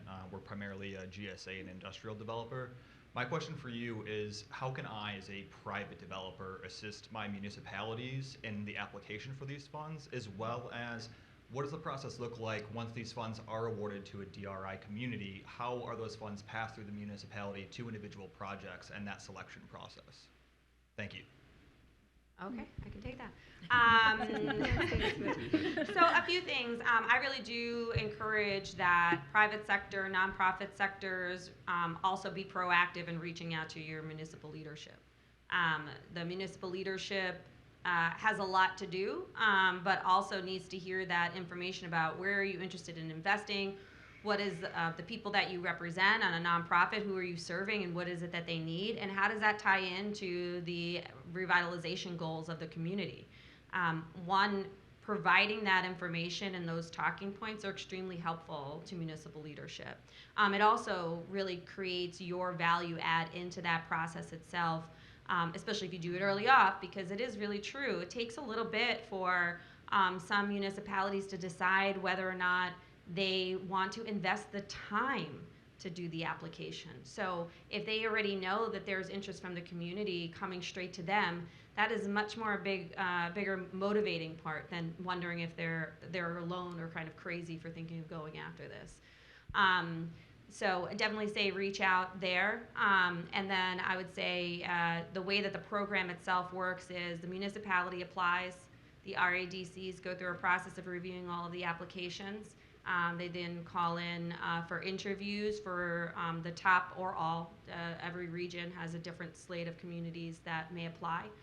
And then the community is awarded the investment of those resources. Then ensues a planning process to really re-engage the community with some broader measures. And the Department of State does that because we want to make sure that that plan is fresh, that it is thought out, that we are tapping into other areas. The other value of that is we're there with our sister agency teams, and it gives us an opportunity to hear about what else is percolating in the community that maybe this isn't the funding stream, but now we're aware of it. And we might even put you in touch, either private or nonprofit groups. We might put you in touch with one of our other sister agencies that we're aware might have resources or technical assistance that can help you in advancing that vision. So this is all very intentional. And for those of you who do not know urban planners, we are all very intentional with recognizing we're one and a little bit of a spoke. So we kind of operate that way just by nature and character. So that's kind of how the process ends up playing out. And I think the only thing that I'd kind of add into that is we were fortunate when Governor Hochul announced the launch of New York Forward. That nexus between DRI and New York Forward really allowed us the opportunity to open up more technical assistance resources, because while it is true, DRI communities too can definitely benefit from the technical assistance. It's very clear much smaller ones can really benefit, and sometimes applying is a financial analysis for them as to whether or not they need to hire technical consulting firms. So we wanted to level the playing ground a little bit, and the way that we did that was by partnering with some of folks to help us with some webinars. So there are some recorded ones. Every year we go out with some fresh live ones. The Q&A gives us an opportunity to reach out. After this, you might have a million questions, even if you don't today. But then also, we do hire a consulting firm to provide one-on-one technical assistance hours as you're going through your application process so that you can ask very specific questions. And that is a new feature. And for the record, while we say it's for New York Forward interested communities, at that point, nobody has applied. So anybody can take advantage of those resources. Again, very intentionally decided to frame it that way. So again, that's how we do that, and that's how the private sector and nonprofit sector and cultural folks can really be sort of the drivers of the process early on and an early contributor. We have time? Should we move to the second? Do we have another question? Excellent. All right, and like I said, we have some wonderful stakeholders here who can answer touch upon some of the questions that were raised. So thank you all. If you do need a bio break, please feel free to have one. So on our stakeholder panel, I'm going to start with Honorable Mayor Rick Hauser. Thank you so much for joining as the Village of Perry. First, congratulations on your New York Forward Award, but you've been in the business of downtown revitalization for years now with Main Street LLC program, which is an organic precursor to the DRI. And we know that you've often used the phrase to put your money where your house is, which I love, and a very localized, homegrown message that resonates with us in the DRI and New York Forward world. Aside from your New York Forward Award in Perry, you've been involved with other communities that have applied. And so we'd love to hear about that mantra, how that guided your revitalization efforts and your experiences working with others awarded. Sure. Yeah, thank you.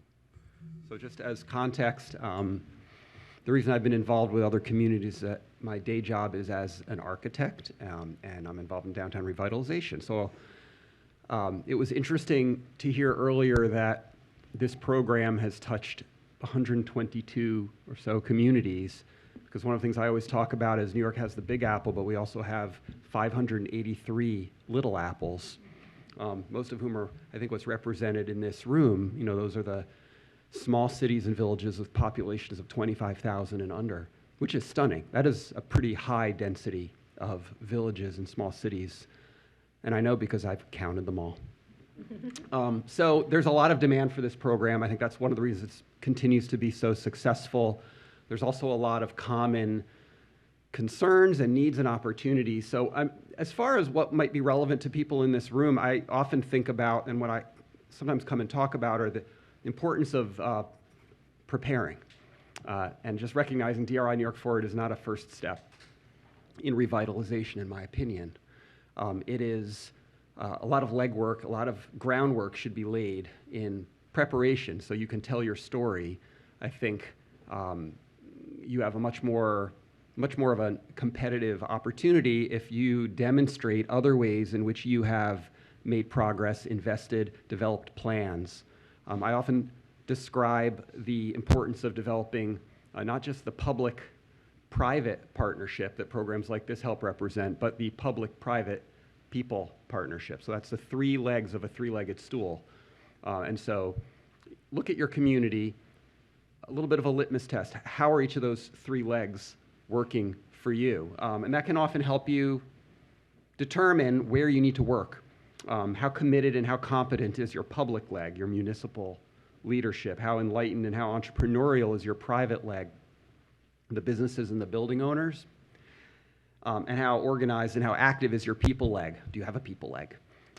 Your volunteers, your event organizers, your Main Street and your trail advocacy groups. That is maybe a great snapshot to take. It's also not a bad foundation for telling your story in a DRI or New York Forward application.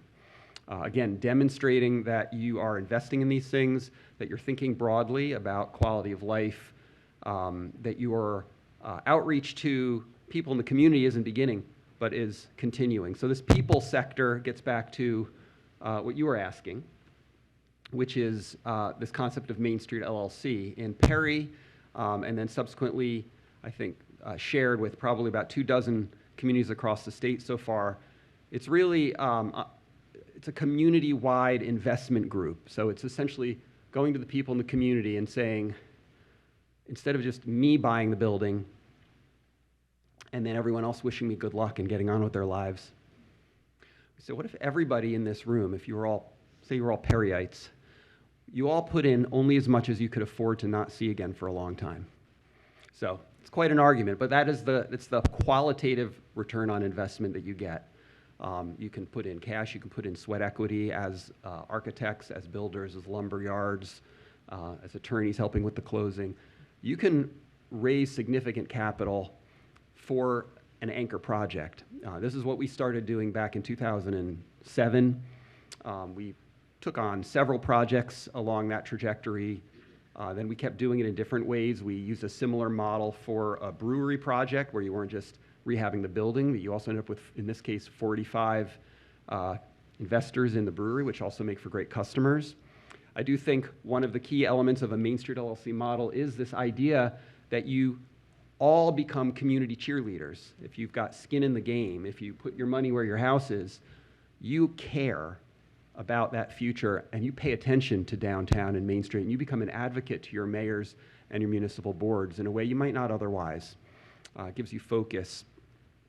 And it tells a great story, of course, to the state. When you reach out later to talk about how your community is vested in downtown and that you've taken steps, you've done some pulling up by bootstraps, you need to get to that next level, but you clearly have a track record that shows how you can get things done. And then this program, I think, is a wonderful way to take it to the next level. I do really especially love, how smaller communities really pull together oftentimes out of need. One of the things that we did in some future rounds, more recently in the last 2 rounds, was allow 2 communities to come in together to apply for the DRI, recognizing that partnership amongst neighbors is the best outcome for creating a regional draw. And that really, some of that really did spur from recognizing a lot of smaller communities pulling together to try and get one business to come into their small little region, and out of necessity. I think sometimes when we get really big or people just expect that you're just going to be able to have all the resources yourself, when in fact you really do need to sometimes have that smaller town perspective, which really helps to cultivate community in a different way. Yeah. So thank you for that. Sure. Next up, we have Steve Griffin. He is the CEO in Finger Lakes Economic Development Center, as well as an REDC member. Steve, you come at the DRI and New York Forward from 2 important regional vantage points, both the Finger Lakes Economic Development and your role as an REDC member. What advice do you want to offer future applicants in the room? Sure. I will try to figure out how I can add something different and unique to it. I also, in the Finger Lakes Economic Development Center is of Yates County. That's where we're also the Yates County Industrial Development Agency. And I wrote the application for Penn Yan's DRI and have then subsequently served on the scoring committee on a couple of different times. I think the thing that we did in Penn Yan to get us ready is we we vetted every possible project we could. We had our plan. We had been with the plan for a while and saw the DRI as a way to implement this, and we didn't want to fail. So we went out, my agency, which is 3 people, went out and talked to a whole bunch of different developers. And to your question of how can developers get involved, probably slightly easier in a smaller community like Penn Yan, where we were knocking on the developers' doors, like, are you interested? Can you do this? And so we spent a tremendous amount of time on that aspect, the vetting of these projects. And beyond just, I think you have to have a bit of a gut instinct here, because there's going to be those projects that financially the owner of that building can move forward with, but do they actually have the appetite and desire to move forward with it? There's those who have the appetite, the want to move forward with the project, but simply won't. They may not have the financial means to do the project, even with an input of some of the grant dollars, and you don't want to waste the grant monies. So that, and then there's those who don't have really either, but have a great idea. And it all comes through in the planning process, has come out a couple times, and it may not work best for the DRI project, but knowing what's real is important, and being able to implement those in your plan. I don't think you want to chase the money. If you have a plan, you go forward with that plan and try to utilize the money the best you can. And then, if you can, find that champion. There's got to be it might not be one person, it shouldn't be one person, but you need a core team that has that shared vision and can get everyone else in that room to collaborate and push towards that goal. And I think the successful ones you've seen, I'll pick on Jonathan and Rick here, that they were clearly the champions in their respective communities. I was on those reviews. I'm sure everyone's a champion. I'm not trying to highlight. I'm just aware of those two, and you can kind of hear it when they speak, that they were going to make that go forward. So the vetting, I would talk to, and then be ready to flex. When Penn Yan got it, it was 2018. You get through the planning process, which we had vetted everything except what happens after we win. We weren't sure what was gonna go there, and a couple things happen when the process, and understand why the process is the way it is. But we had vetted all these projects. We were ready. We knew which ones looked good, which ones may not go, even though they look good. And then it gets opened back up, and those projects come back in, and it's really difficult in a public setting to be like, this one looks shiny, we're not sure it's going to go. And it's a really challenging thing to have to deal with, and sometimes you swallow and you're like, let's go, let's try to make it happen for them. Then we got through all that process, it was launched, it was introduced, COVID hit. And project construction costs went up 3 and 4 times, and through no fault of the state or anyone else's, the grant dollars didn't. So all of a sudden, a lot of these projects that were desperately needing, in almost every case, clearly, this is not newsworthy items here, these projects needed the grant money to make them work. They're historic buildings, they cost a lot of money to renovate. And then the project's cost went through the roof. And so the state, to their credit, maybe I shouldn't offer this, really flexible in our case. When we had to go back numerous times and continue to have had to go back, using ideas like Rick has talked about, where we're trying to bring in partners for some of these projects to raise the additional funds. So, be ready plan everything you can up front, and then be ready for that plan to get knocked around and figure out how you're going to adapt to it. Some people, it does sound scary to say that the state was flexible. I will say that the program is honestly designed to have structures in place, but does have some flexibility within that structure to make sure that those projects happen. There's not new money, but there is time and attention that the state can put into it. There is knowledge about other resources that may help to fill the gap. At the end of the day, our real goal is to see those projects to fruition. So while there's a lot of talk of competition, the way that we kind of look at competition with regard to the DRI and New York Forward is, are we all going to win at the end?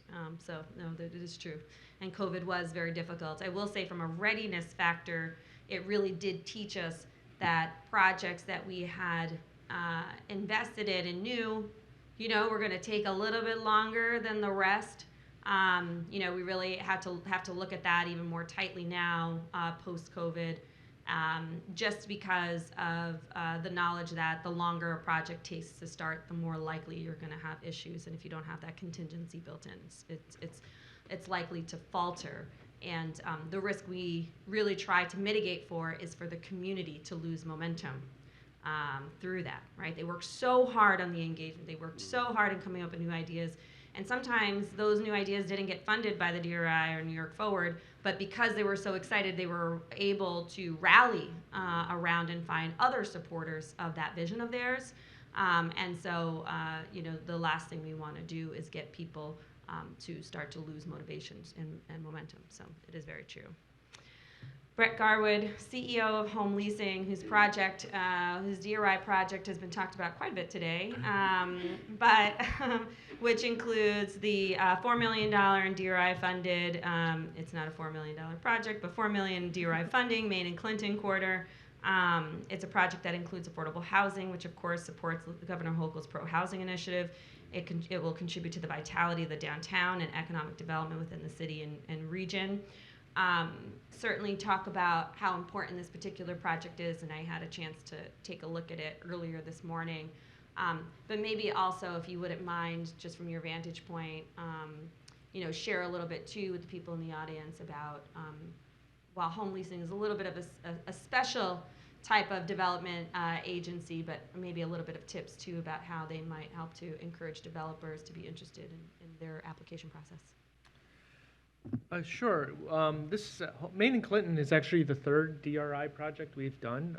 We have also done one in Oswego and Seneca Falls, which are Oswego's complete. Seneca Falls is under construction now. So, you know, from a big picture perspective, our project in DRI is way on one side of a continuum of the types of projects that happen through the DRI program. Like ours is extremely on the continuum of very difficult, extremely complex, right?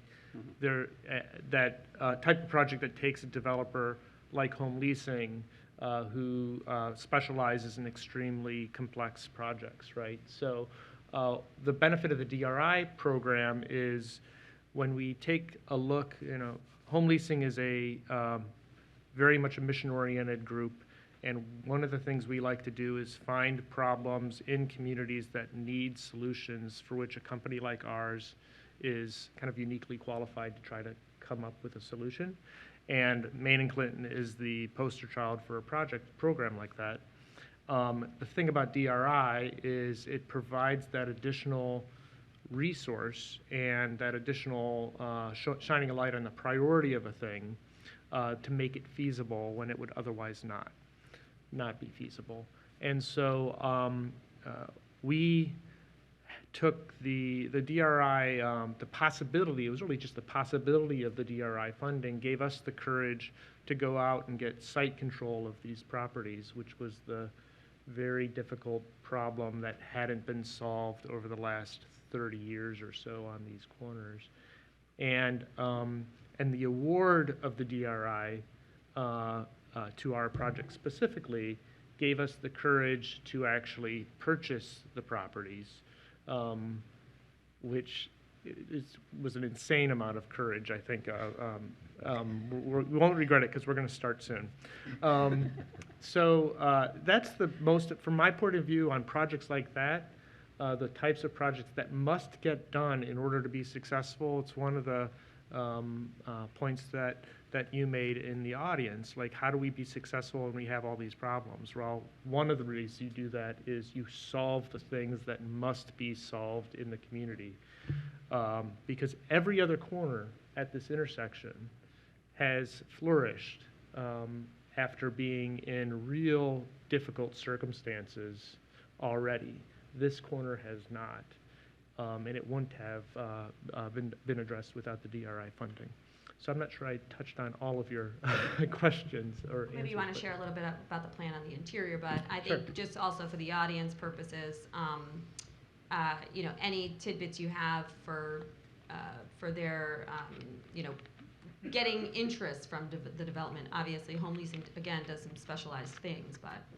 Yeah, so these are 4 historic buildings that are in extremely poor repair, and we're treating them like a single project, and we will be renovating them to historic standards. So they were going to look kind of like they did in the 1940s, except extremely modernized, and they'll be all electric buildings and a very energy efficient buildings. And with those 4 buildings, we're going to create 11 units of affordable housing and 4 new commercial spaces for storefronts on that corner. What's interesting is we're excited about those storefronts, and it starts to answer a little bit of the questions that were answered or asked earlier. You know, small businesses need a place and an affordable place and a good location to be operable, but a small business could not buy one of these properties and take care of it. But through the course of what we will do, we will be the owners and landlords working to offer these commercial spaces to the very small businesses that we hope can thrive at this location. And we're really invested in reaching out to local groups, women-owned groups, minority-owned groups who have small businesses who want to operate in this location and make it affordable for them. And in fact, Harper's Corner, which is the name of the project, is named after Martha Matilda Harper, who is a icon in Rochester, having helped many women start their first small business at a time in our history where that wasn't really common, obviously. And in terms of the developer interest, a lot of developers look for their own opportunities, and a lot of developers also look for where our community's pointing to where they want activity, right? And so most developers do look for some hints on where the community, the local government, the planning organizations are saying, do something here, right? And so all of your efforts that you described to kind of generate that really work.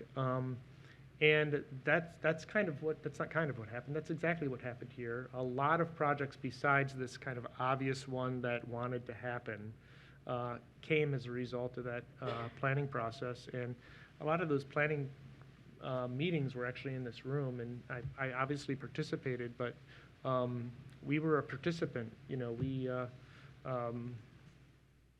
were just one of many. So it was a really good process, actually. Thank you so much, Brett, for letting me ask you to go on a little bit longer than initially planned.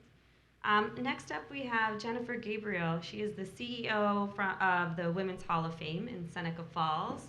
Jennifer, the A project like this, I'm sure requires effective and persistent messaging to the community to attract and maintain support. How have you pulled all of the pieces together and maintained momentum, generating buy-in and support from the community? Thank you, everyone. I'll say I'm one of those people who have seasonal allergies that affects their voice, so I apologize. I want to give a little bit of background about the National Women's Hall of Fame and sort of where we started from, because answering your question, it's a really important part, is sort of how long we've been working on this project. So the National Women's Hall of Fame has been around for 55 years. And we outgrew our home in downtown Seneca Falls in the 90s, and our board began looking around for other spaces, and in 2007 purchased the Seneca Knitting Mill, which those of you that have been in Seneca Falls have absolutely seen it. It's an iconic, right on the shores of the Cuga-Seneca Canal, absolutely gorgeous limestone building, operated as a woolen mill for 155 years, and shut down in 1999. And pretty soon after fell into very serious disrepair. The outbuildings were crumbling, the roof was crumbling in, there had been looting of the copper piping in the building. A lot of renovation work needed to be done, but our commitment to the community was such that we not only want to be the National Women's Hall of Fame for all of America, but also really be an iconic spot in Seneca Falls. And so through a series of grant and private philanthropy and historic preservation grants, work began in 2007 on our building. And in 2020, in August of 2020, of course, we all remember we were in the height of the pandemic, we were able to move into that new space, into the first floor. So it's a 16,000 square foot building in total. And we have about 3,000 square feet that had been done as of 2020. And of course, between 2007 and 2020, that's 13 years that the community had heard about this project, had seen it very slowly coming to life. But it was one of those things that felt like it was never going to actually be done. So when we were awarded the DRI money and began the process of the next phase of construction, our board and staff felt very strongly that we needed a very robust community relations plan. And that plan needed to include opportunities for the community to see the improvements that had already been done and to be a voice in what improvements would happen in the future. And it really was it worked very, very well. We actually just finished our DRI grant-funded project a couple of months ago. We are reopening to the public in a few weeks. And reflecting back over the last couple of years, I think where our wins really was in our ability to have open houses and have very private small tours and doing things both big and small to celebrate the little wins along the way that happened during this project. I think it was Mayor Taylor who said, money creates more money. You had a better way of saying it, but we absolutely found that to be true. So our $1 million DRI grant, because of the outreach we did in the community, became a $3 million project. And that was the result of us bringing along our major donors, bringing along other granting agencies, bringing along some foundations, and what initially was going to be a project that allowed for an elevator and an internal stairwell and a couple of other aspects to the project really became a year and a half long incredible effort. And now we have a completed second floor. We've been chosen to host a Smithsonian traveling exhibit this year, which those of you that are familiar with the museum world, the Smithsonian traveling exhibits don't often go to small towns. So we've been able to position ourselves as a national organization that is worthy of that type of investment by other entities. So it's really, just really tactically, I'll just talk quickly. Some of the things we did were parking lot parties last summer, where we had a band and we had food trucks, and it was really all about getting people there so that we could talk to them, we could take them into the building and show them what was going on. And like I said, we also did a series of individual tours with both municipal leaders as well as major donors and other individuals that we knew were in a place of influence to be able to continue spreading the word, saying, yes, this is happening, this is exciting, and this will one day be a project that is done. Yeah, thank you so much. I agree. Friends making and having the community be co-designers in what happens next is such an important part of it. And we're going to open this up, and I didn't know that the Smithsonian traveling was going to be there, so I'm excited about that. Let's open it up to some questions. Paul's grabbing the mic. We're getting there. Thank you. Thanks, Paul.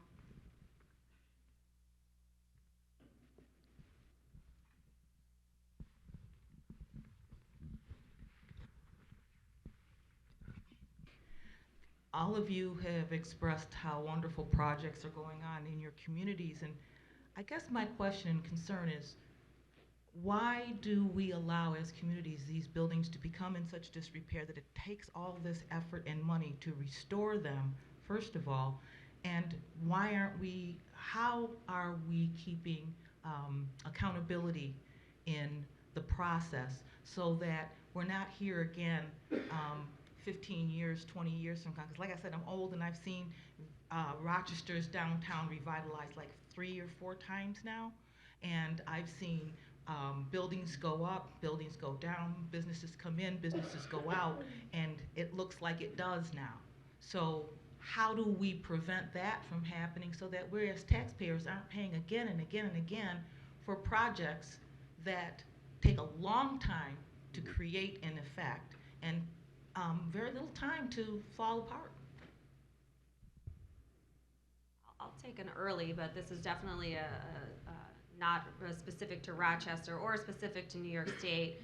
One of the things that we regularly talk about is this, failed thought of what urban renewal is and how that really created huge impediments towards any type of connectivity with community.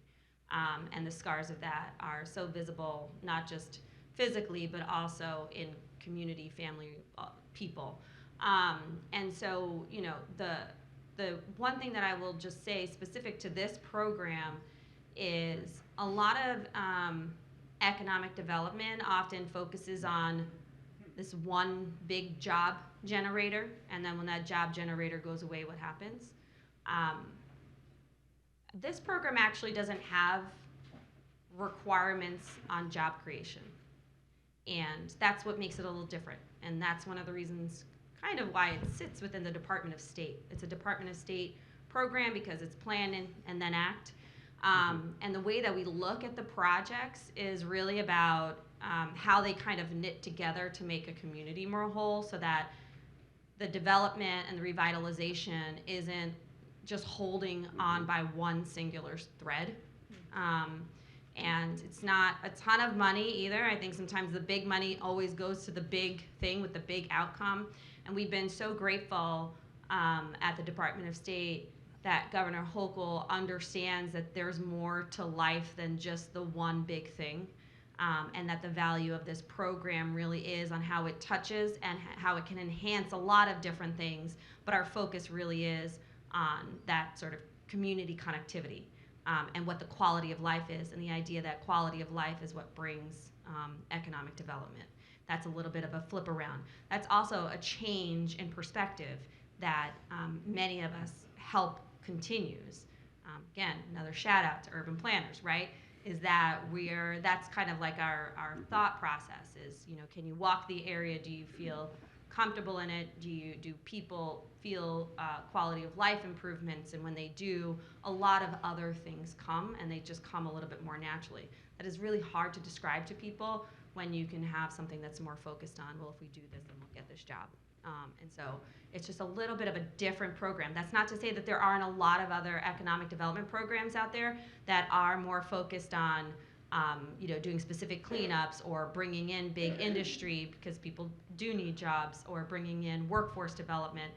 This is just one program within it, but it allows the flexibility of resources to plug into some projects that can get resources to other things, but not for some glue that makes it all come together. And our goal is to leverage the glue of the program as far-reaching as we can.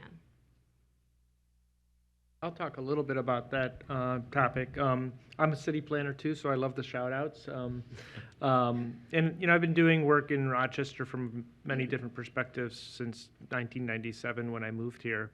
And downtown Rochester, I think, is a pretty good example of your point, right?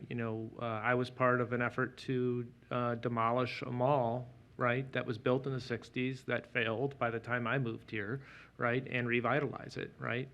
But the decline in communities like Rochester came with a lot happened as a result, or precipitating that decline. Population decreased, for example, by a third, for example. But as we move to revitalize a place like downtown Rochester, it's important that what we do has a mind towards making sure the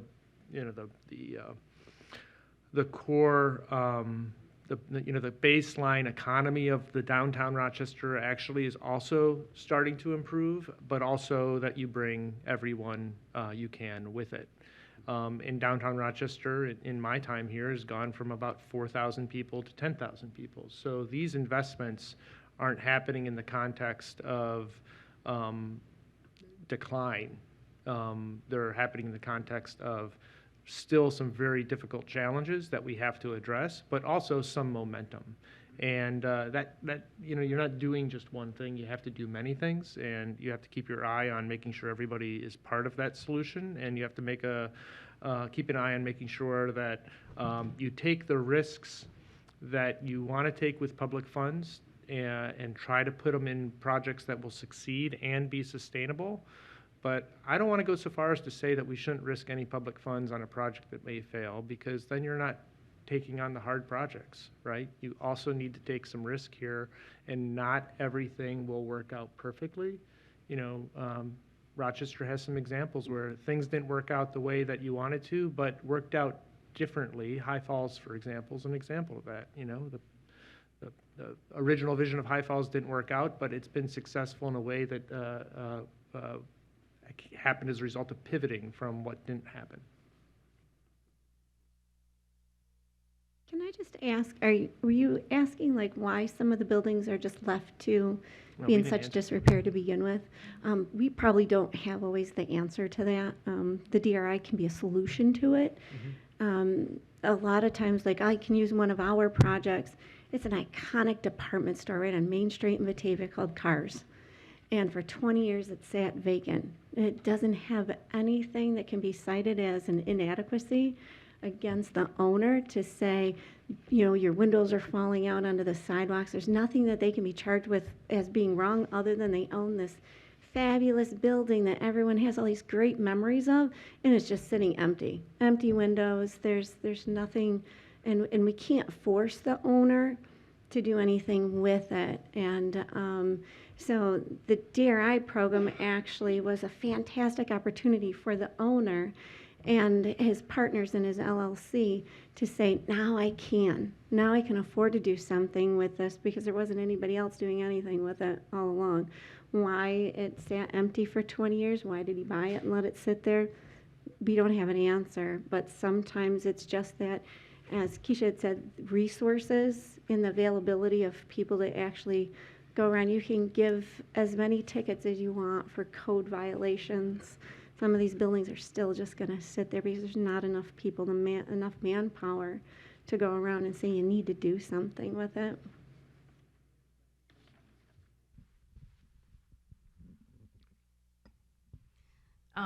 So as far as, and I apologize, I won't take up the mic too long. This idea that money begets money. What do you do when a large portion of the community doesn't have money to begin with? We're talking about socializing the risk and privatizing the gains. How does the community gain from this, aside from, okay, well, that building looks nice again and other people are coming in and spending money, but we still have areas of poverty that have been areas of poverty for the last 75, 100 years. We have homeowners that have houses that are falling apart. Are there programs from New York State that invest this much money into neighborhoods to make sure that the homes that are available are in healthy shape for families? I recognize that there are not as many single-family homes in downtown or two-family homes. But we're in the middle of a housing crisis, and the folks that are buying up those houses are the same private equity firms that are investing in these big properties that are getting big money from New York State to make them better. But people are not able to have places to live, and it's going to come to a head. I mean, I'm not looking forward to this winter because people don't have places to go. So while I'm excited about the one affordable housing project that's coming in, is that affordable housing based on the area median income of the county, or is it based upon the area median income of the city? Because those are two very different numbers and serve two very different populations. So I'm excited about the possibility of money coming into the area and excited about seeing things improved. But these conversations are always held in rooms like this, and I don't see the same parity with our neighborhoods. I mean, I think I'll just, again, I'll just answer maybe a little bit from the state, which is, this program is geared around some specific issue areas that are definitely not going to touch single-family home repair, and there's a good amount of challenges with individual homeowners and what types of equity access they have. There are a lot of state agency programs that either help support more localized nonprofits that do either provide, again, trying to attack at the heart of some of the issues, It is slow going. There's no doubt about that. And I think especially in cities that were once heavily populated and then experienced such quick depopulation, that just creates a challenge area because resources for infrastructure for maintenance, you end up targeting those types of public health and safety issues. But there are programs. I'm less familiar in the Rochester area, more familiar in the Albany area, just because that's where I live. That really do help to either support homeowners or future homeowners with some of the challenges that they're experiencing, whether it's credit reporting or anything else that helps them to build the possibility of equity. And there are a lot more pushes to support developers with affordable home ownership programs and developments of that type, as well as two-family with the idea that you would be the owner and you would rent the second as a way of income. So there is a diversity of programs that are out there. I agree, not necessarily enough, and sometimes really the thing is that a program is trying to address one issue area and then they find out that there's some underlying other issue areas that they don't have the expertise in, and trying to create and weave together other program areas to bring that into fruition is a challenge.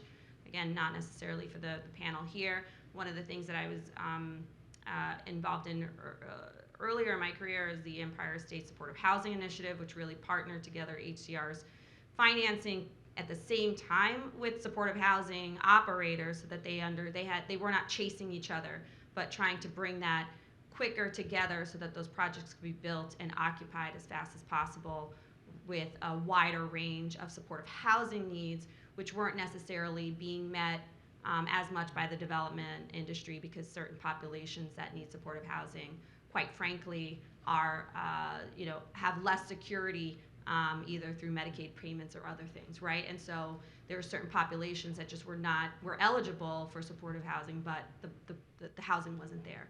And so trying to figure out ways where agencies can work together to expedite that service delivery. But I will just say, in those types of issues, there's so many underlying issues detangling all of them. There are programs for them, I agree, more programs that are effective and have proven solutions, and also are more localized to address those issues in a way that makes sense for their community, is a real driving part. There are very passionate people doing it, and I understand your concerns with how fast that's happening or where that may not be happening.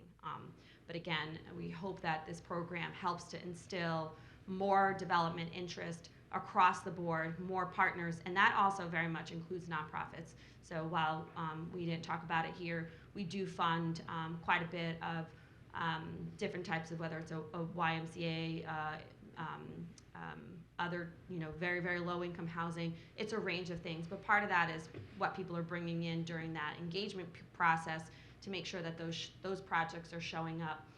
So I would say on nonprofit partnership side, going out and finding people who can help you, or banks that might be able to help you with a more community equity lens in early, and then partnering with them early off in that DRI application period, or even in the pre-application period, letting the municipality know that you are partnering up with someone.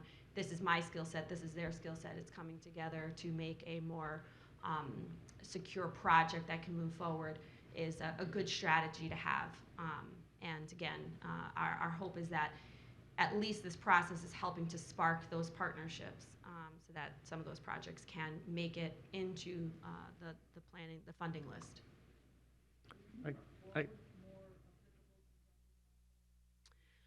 New York Forward, New York Forward is more based on smaller neighborhoods and more ruralized downtowns. So New York Forward is not, major cities like Rochester are not ineligible for New York Forward. It's really based on, sometimes there's really small downtowns, like, I'm from New York City, I'm from Queens, there's a million New York Forwards in Queens, right? Like 2 fare zones, I had to take 2 buses to a train, right, to get to Manhattan. So that does exist, but it's not necessarily, it's not geared, it's similar in the construct of multiple projects coming together to advance the community and economic development of that downtown area.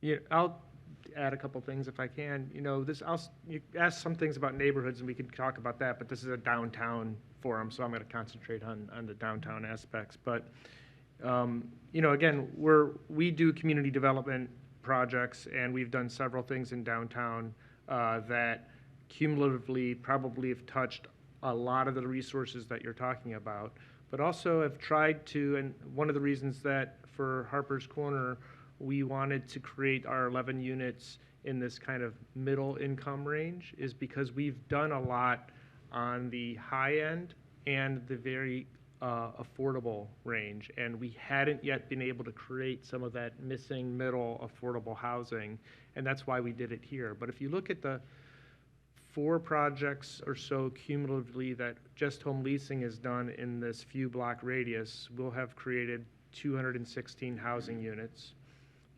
64 of them are market rate, luxury, truly luxury apartments. 10 of them are luxury home ownership opportunities. We've got 28 units for the formerly homeless as literally the lowest income people that exist. We've got another 16 units that are for extremely low income units. And the rest of the units are for 50, 60, and 80% of the area median income. The area median income, 50% of median income is basically minimum wage. The majority of our residents earn less than $20,000 and they're living downtown. So it's not just that everything must be for the extremely low income. It's the range of things that we want to build together so that we build an inclusive community. I think the sum of the housing that's been created in downtown Rochester has created probably the most integrated neighborhood that I know of in upstate New York. We should be proud of it. We have a ton of more work to do. But what we've done actually is doing that hard work of trying to do a little bit of everything while you also make the whole more vibrant. Hi, my name's David. My question is for the panelists that have been through or are working on a DRI project. I know it can be a lot of money at once for particularly small places, and through the process, you come in with a set of dreams and then you hone those, and some things fall out and some new things come in.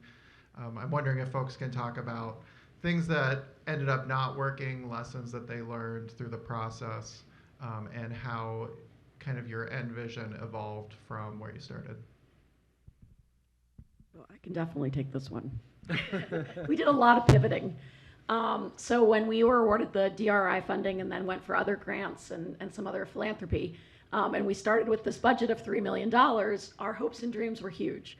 And from everything from the scope of what we were going to be able to do with that money down to, for example, we were building an outdoor, or I should say an exterior elevator shaft.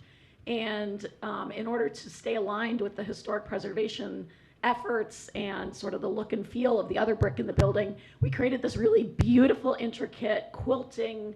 The architects in the room know what it's called, but when when bricks are placed in different ways, and it kind of looks like quilted fabric. Gorgeous, gorgeous, gorgeous. And then as we started putting up the elevator shaft, we realized with the COVID inflation and everything else going on, there was no way we were going to be able to afford that. And so we had to sort of scale back that dream, knowing that was what the funding could provide.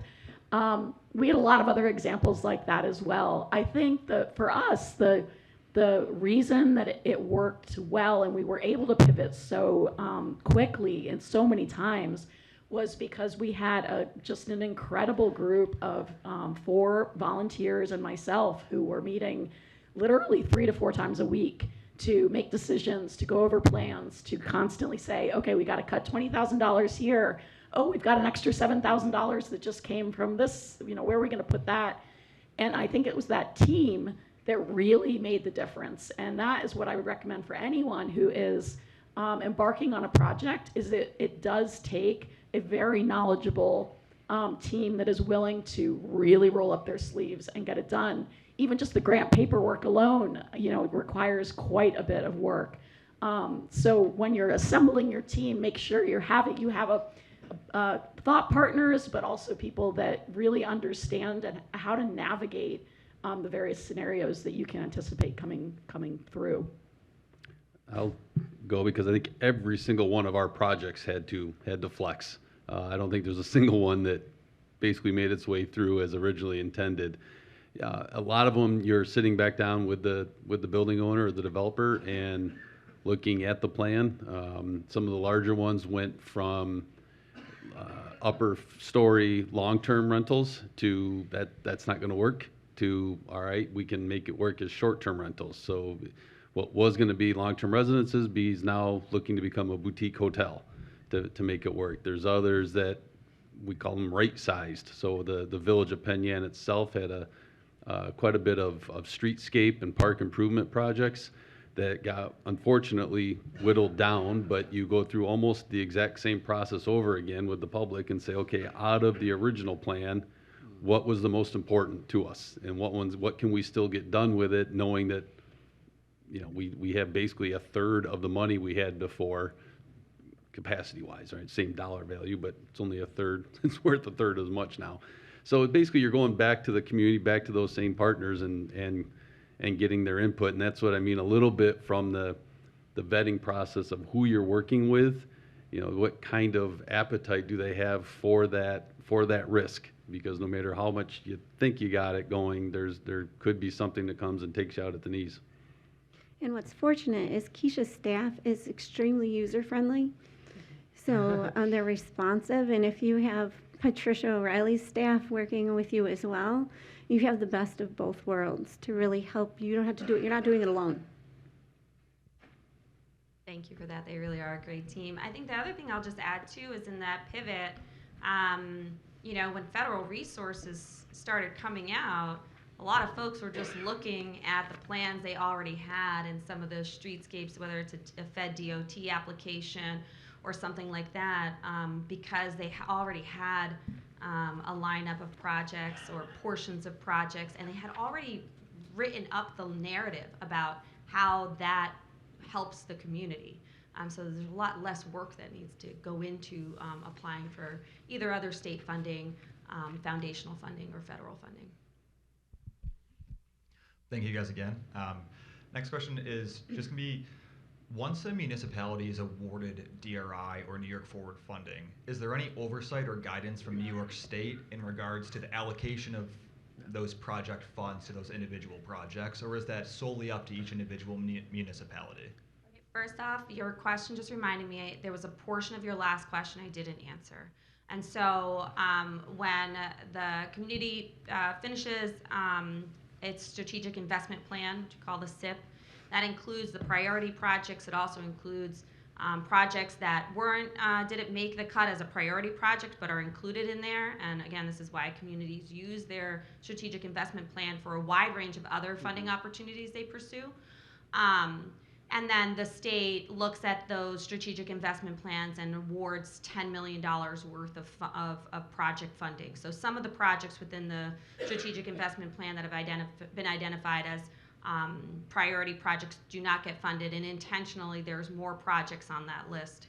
And there's a wide range of reasons why we do that. Sometimes projects fall out. We want to be able to quickly pick up a project that's ready.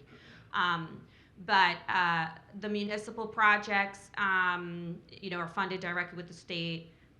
We are very, very fortunate. We have a great partnership that we set up from the very beginning with Homes and Community Renewal and the Empire State Development Corporation. So between the three agencies, sometimes DOT comes in or NYSERDA, we kind of divvy up the projects based on which of those projects our agencies are best suited to oversee. And in some instances, Department of State has some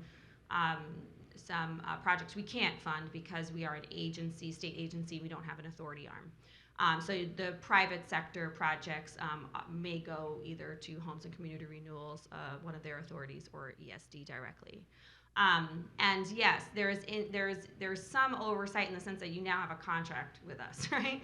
And the contract is to ensure that the project proceeds the way that it was originally envisioned or within the sphere of what the community wanted. And so there is some pivoting, there are some things that change, and we kind of go back to the SIP, to the Strategic Investment Plan, and see what was said in the engagement meetings, what was a part of that vision, and it's kind of like our checks and balances. If there's some changes that need to happen, is it still in line with what that community's overall vision is? Is it still helping to implement it? If it is not and it's a major shift, then it's not a project anymore. But just to clarify, there's no scoring matrix like some other programs that New York State has. There's scoring matrices and there's ways to score certain points to meet a minimum threshold.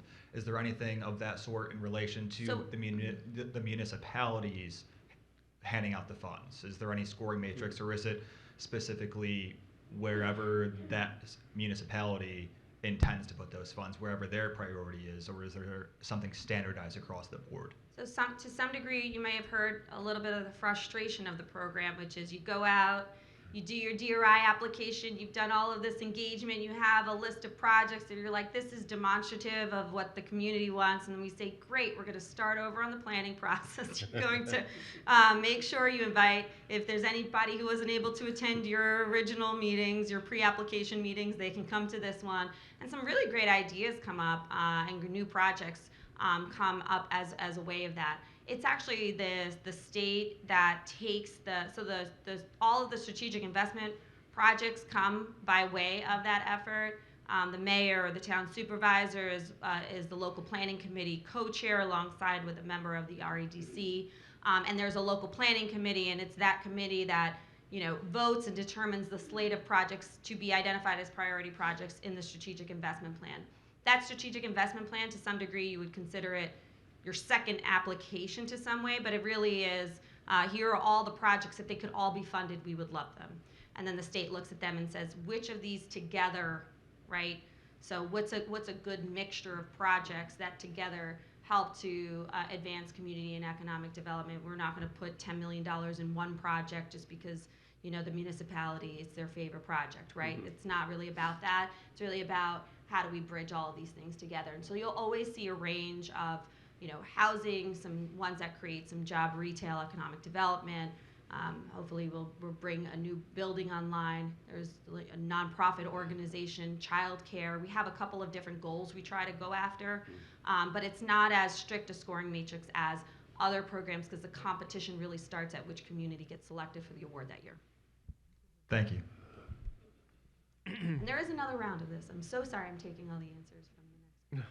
I think we're at time. I think that's it. Okay, great. We do have a third panel, and this is where they're really going to get into the nitty-gritty of the application process and answering really those specific questions. But I very much want to thank our panelists so very much for the time you've taken here today. We really appreciate you extending the knowledge and experience that you have with future applicants and giving them an opportunity to start to brainstorm and think about how they can do that. So thank you so much for your investment in your communities as well. Thank you. Thank you. Stretch our legs for about 5 to 10 minutes. We're going to transition to the workshop. One of the most remarkable things about the Downtown Revitalization Initiative and New York Forward is that we have 4 core agencies at the table always to help. Empire State Development, Department of State, Housing and Community Renewal, and NYSERDA, the state's energy authority. Couple that with the regional economic development councils, which are people in your community, in your region, that know your communities and sometimes know your projects. So that's what this panel is about. We have 3 panelists, one from the Regional Economic Development Council, Steve Mowers, also CEO of CRF Services. Steve Golding is a project originator, program administrator at Empire State Development. Patricia O'Reilly is the program manager for New York State Homes and Community Renewal. First 2 cover this region. Patricia pretty much covers the entire state. And we have staff here from Department of State who can answer questions if need be, and Empire State Development. So, Steve, you've seen it all. You've seen applications year after year, seen the ones that have failed, the ones that have succeeded, some that have failed several years and improved and succeeded. What would you offer, what advice would you offer in preparing an application and the projects in those applications? First of all, I'm on the RADC, and I'm actually a business person, so I'm not like working for a state agency. A lot of the people that you've seen on these panels, I'm actually a business guy that is working on running a business and making business decisions. And so when looking at this, these applications that come through, I take a little bit different perspective on how to evaluate. And I think that's one of the key parts of this is that throughout the entire process, there is a great deal of the need to just diversify, of where you're getting your inputs from. And that's why I think I'm on the selection committee as well, as to bring a different perspective to that. But one of the things that we look at when looking across these applications is how prepared is the community to be able to endeavor this project. As we just heard in the last couple of panels, these projects take a long time to go through. And so one of the questions when evaluating the applications at the starting of this is how prepared is the community to start this project? And I think, one of the things that you always want to make sure as an applicant on one of these projects is, first of all, you obviously have to use a grant writer to help you answer the questions. Because that's one of the basic things to get you through the first layer is to make sure you've answered the questions. But beyond that, it really comes down to how diversified is the inputs into this process and how much momentum has already been evidenced in the community leading to this. This should not be the first step in economic development. This should be a path along the way where this becomes a component of something that you've already had a history of working with developers and with other projects, maybe not to the size of what the New York Forward or DRI can provide, but it is something that you've demonstrated an ability to work within your community environment and with the stakeholders of your community to show that you can show success and to show that you have the wherewithal to, I've heard the term so many times here today, to pivot when things have to be rethought. And so I guess the main suggestion here is to be able to be inclusive on making sure that your application includes as much to promote the community vision and not just a few people that put together the application. Make sure that there's an ability to really communicate what the community's vision is and have some evidence of a successful track record to be able to show that you've been able to do this in the past and been successful at doing it. Steve, speaking of pivoting, before we move on, a lot of the applicants have had to pivot. And we've heard throughout the state that sometimes the first application, going from the first to the fourth and fifth sometimes successful one, requires a severe pivot, improvement. Have you seen that, and how have you seen that play out? Yeah, I mean, we've seen. Actually, I actually did serve on the local planning committee for Medina, and that was an award winner. And they had applied numerous times, and they kept on coming back and trying to change their approach on certain areas and trying to, try again. And I think the woman from Brockport was here. She had applied last year, and you got to realize as well that you're competing against probably a dozen applications. And so all of the applications, have merit.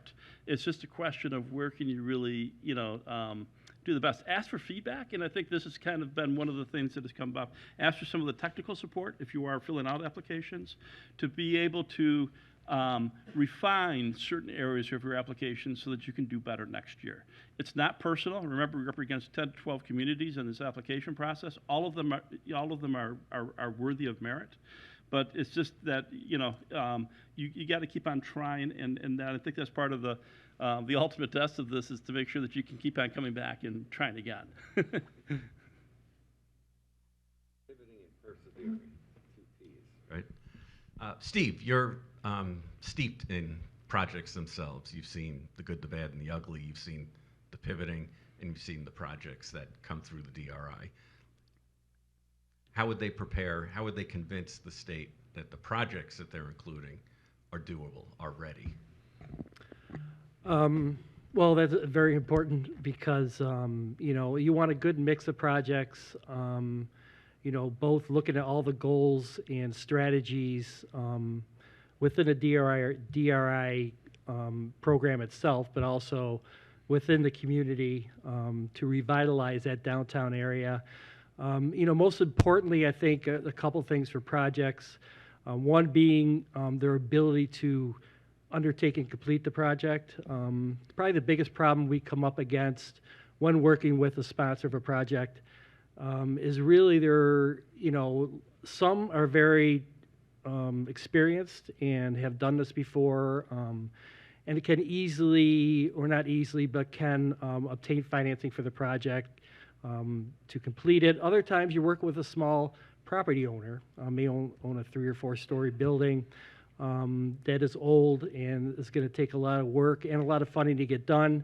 It's important, I think, when they're coming up with the slated projects to really make sure that they're going to be able to fund the project. Somehow they're going to be able to get funding for them from wherever source they can to complete it. What always seems to delay the projects that we work on the most is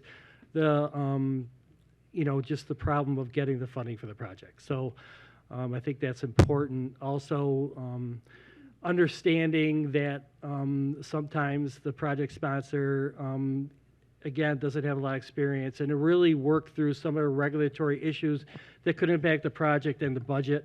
There are some issues with either SHPO or ADA that really have to be addressed that could add cost to the project. Sometimes aren't always upfront, although our consultant usually is very good at bringing that stuff forward to work through, but things do come up during projects, and they be able to raise the remaining capital to finish, as a contingency to finish a project, I think is important.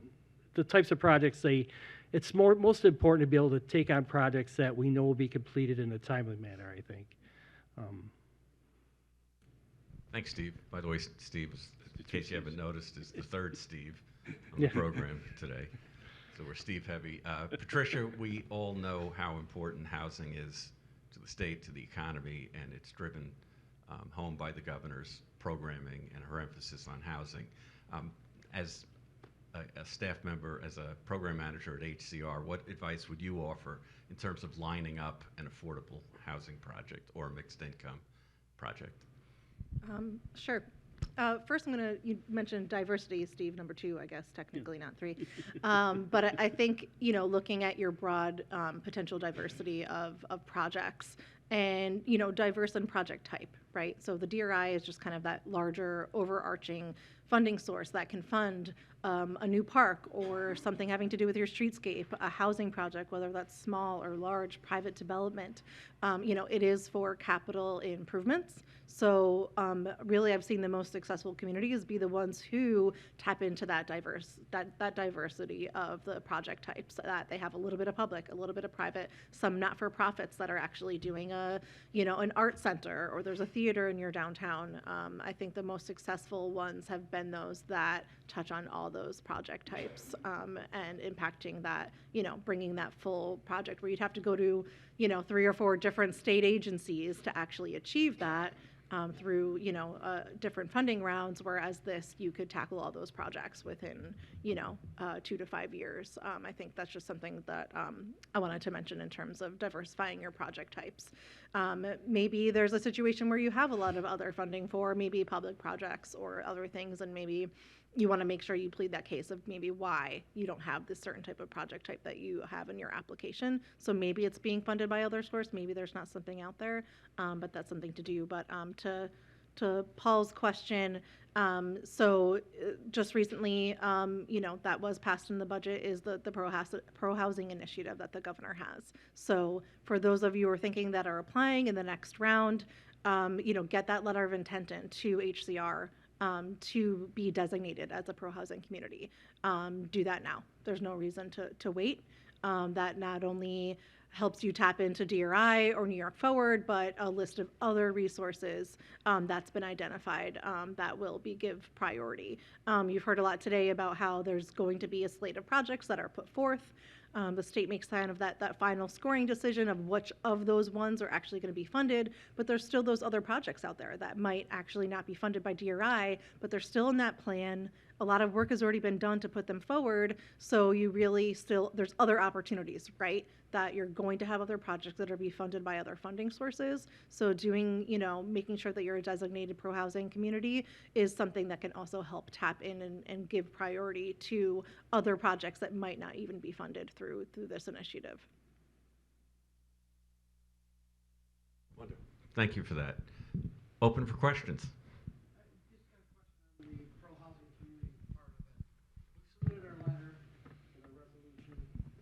how long does it take to get the designation, or is the letter good enough as long as we've submitted the letter? Sure, that's a good question. I can't tell you how long. I'm not the one reviewing those applications personally, but I know they're, the first slate, right, of projects or of communities was announced. So there will be another slate, but definitely submit it as soon as possible. And, we don't know what the timing aligning, right, of the kind of the next funding round of when that's coming out or when the applications will be due or when the announcements will be made. But definitely just as soon as possible. There's no reason to wait, gather submit that letter of intent, then start gathering that information that's required to be designated. Okay, the second question is, I'm Jerry Fremont from the Village of Clyde. We did make it to the second round. We did get an interview. Is there any type of exit interview process that we can request to find out how we can sharpen up our application? Yeah.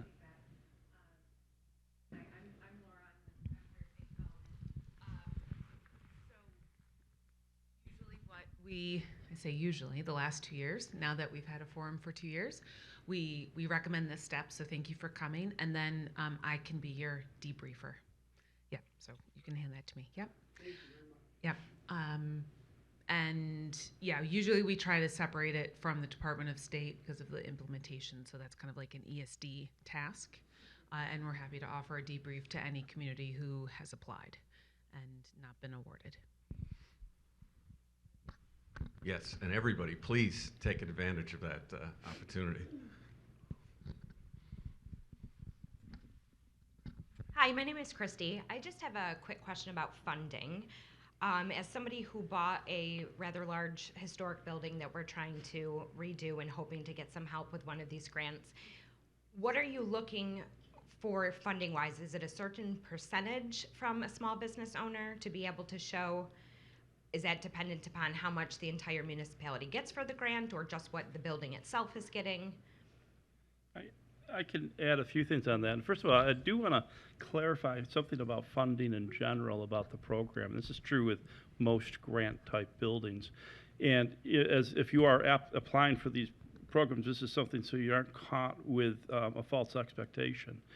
And even though the governor comes out and has a paper check and hands it over to the community, there's no money available yet. And you actually don't get, it's a reimbursement program that comes in at the end. And I know when I was on the LPC, it was like all of a sudden people realized, they're like, oh, didn't realize that. So it's just kind of making sure that people have the right expectation of what that is. But that's the way a lot of these programs work anyway. I think that shouldn't be a surprise. But as far as the LPC is involved in setting some of the standards of, percentages of what the funding requirements are. And so that is kind of if you are applying, you'll be working with the LPC. And I think it would be important to kind of get the application in, obviously, with what you would feel comfortable, what the full project is worth, and what you are seeking for funding, and then kind of be flexible as you go through that process with the LPC as they kind of try to standardize that across the applications, because it is a moving target a little bit as you go through that process. Work at all for some of that part of it? I wasn't maybe Samantha might know a little bit on that, but I didn't hear the answer. Sorry. I can answer that too. Hi. Hi. I didn't hear the answer to the second question that you had, but to the first question that you had, just in terms of program requirements. So this has sort of changed year to year throughout the DRI and York Forward program, but this round for DRI 7 and York Forward round 2, there is a private match requirement for private entities, and that is a 25% match of the total project cost. So hopefully that helps you a little bit. It does, thank you. I'm looking for that. Yeah, to your second question, yeah, Thank you. in kind would not be eligible. It depends. I mean, capital resources, improvements, right? But it's not kind of in kind work.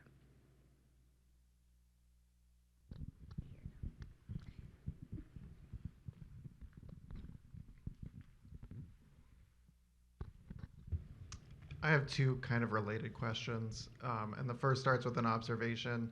It seems like there's some level of an arms race in kind of flashy consultants and presentations for the applications as this program has gone on. And what I'm curious about is how important do you think that is in your reviewing of the application? Because municipalities certainly get pressure to, have a magazine quality designed presentation that they're handing in as the application.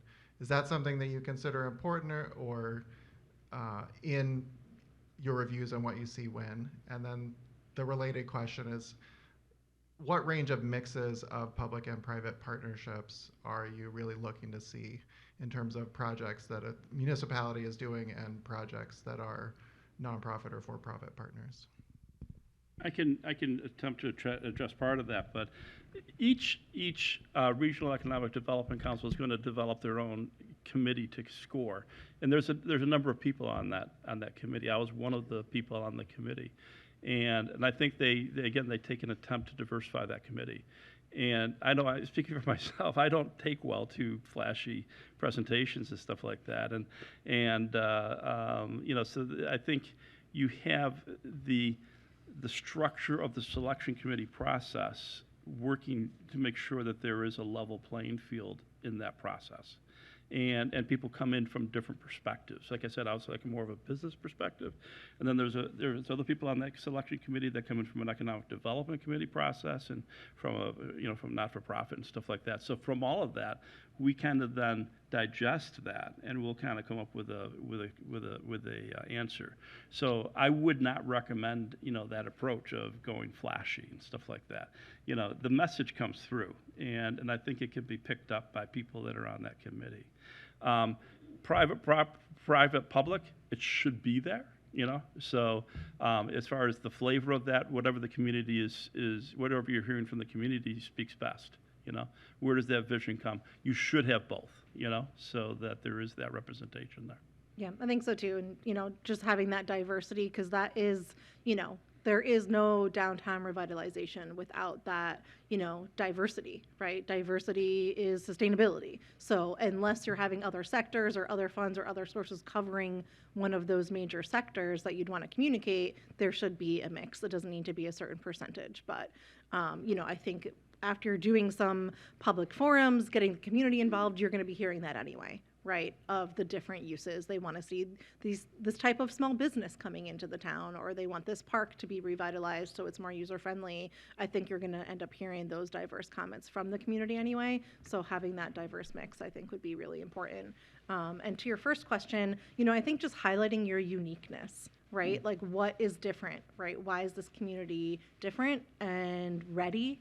I don't think it needs to look pretty, but I think the meat has to be there, right? We've already done this. We've already done that. We have all of these programmatic things in place. We have a chamber. We have a business association. We have people that are on board. We have people that want to do projects.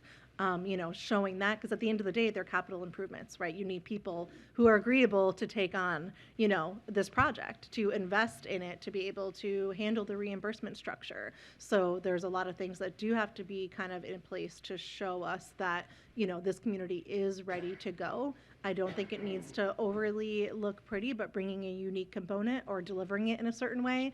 I think if something was provided via typewriter with black and white photos, it would be a capacity concern that is this community ready to be able to take on all these things and bring all this development and have those things. But I think it doesn't need to overly be, overly pretty and flashy, but it needs to show that there's the capacity there to be able to take on this, very fast moving, strong project.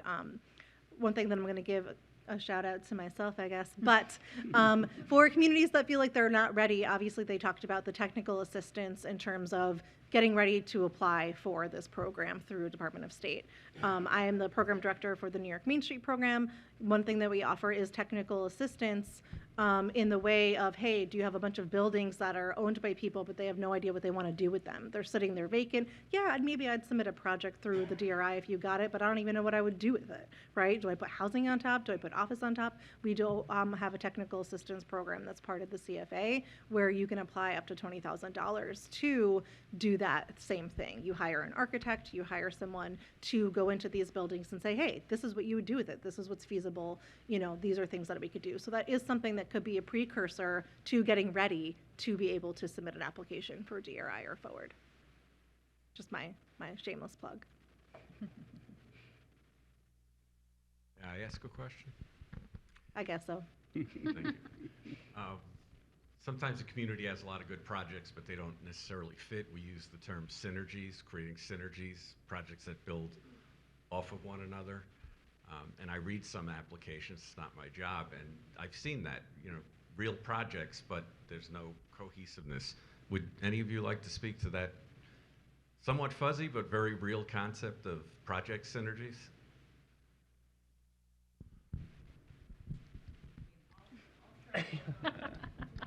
That addresses your questions as well.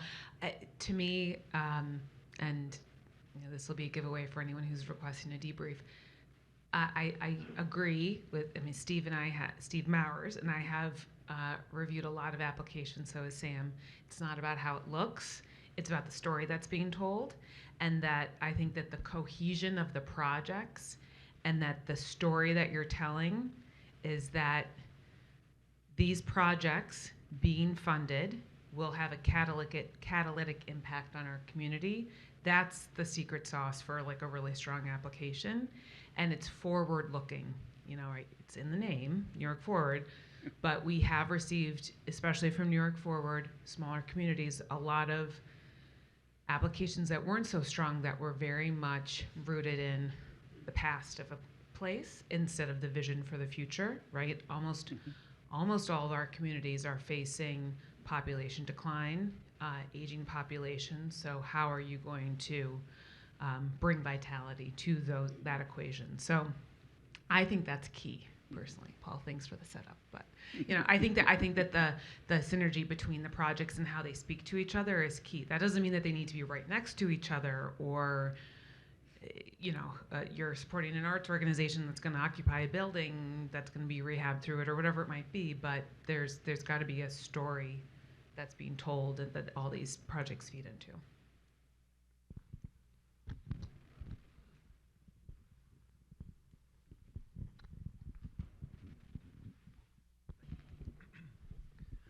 So for the individual awardees of the projects, when you're awarded any funds from DRI or New York Forward, are you excluded from any other state or federal funding sources in your capital stack for those projects? No. In fact, Thank you. we would encourage that, DRI funding would leverage other state and federal and other sources of funding as well. Thank you. Yep.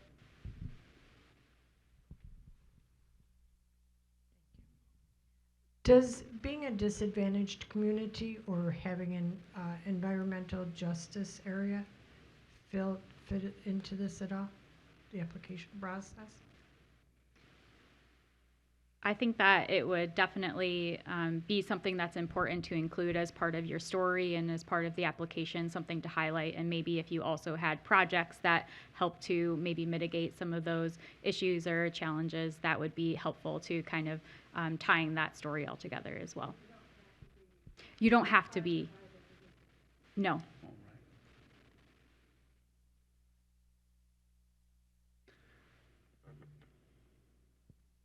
going to fill a little gap in here. Our other agency partner, the Energy Authority in the state, NYSERDA, is also available to help with green projects, making projects green, net zero, decarbonized. It's never a bad idea in your applications to hit on some of the top policy goals in the state. So housing is a big one. Climate change is another one. And it would be a good idea. I just want to speak on behalf of NYSERDA that they have been tremendous in moving projects from regular to green and net zero. Another big topic in the state is creating age-friendly communities. The governor is developing a master plan for aging. A big component of that is how do you design your community? So think about the entire age spectrum, intergenerationality. Just wanted to throw those two big topics out to you.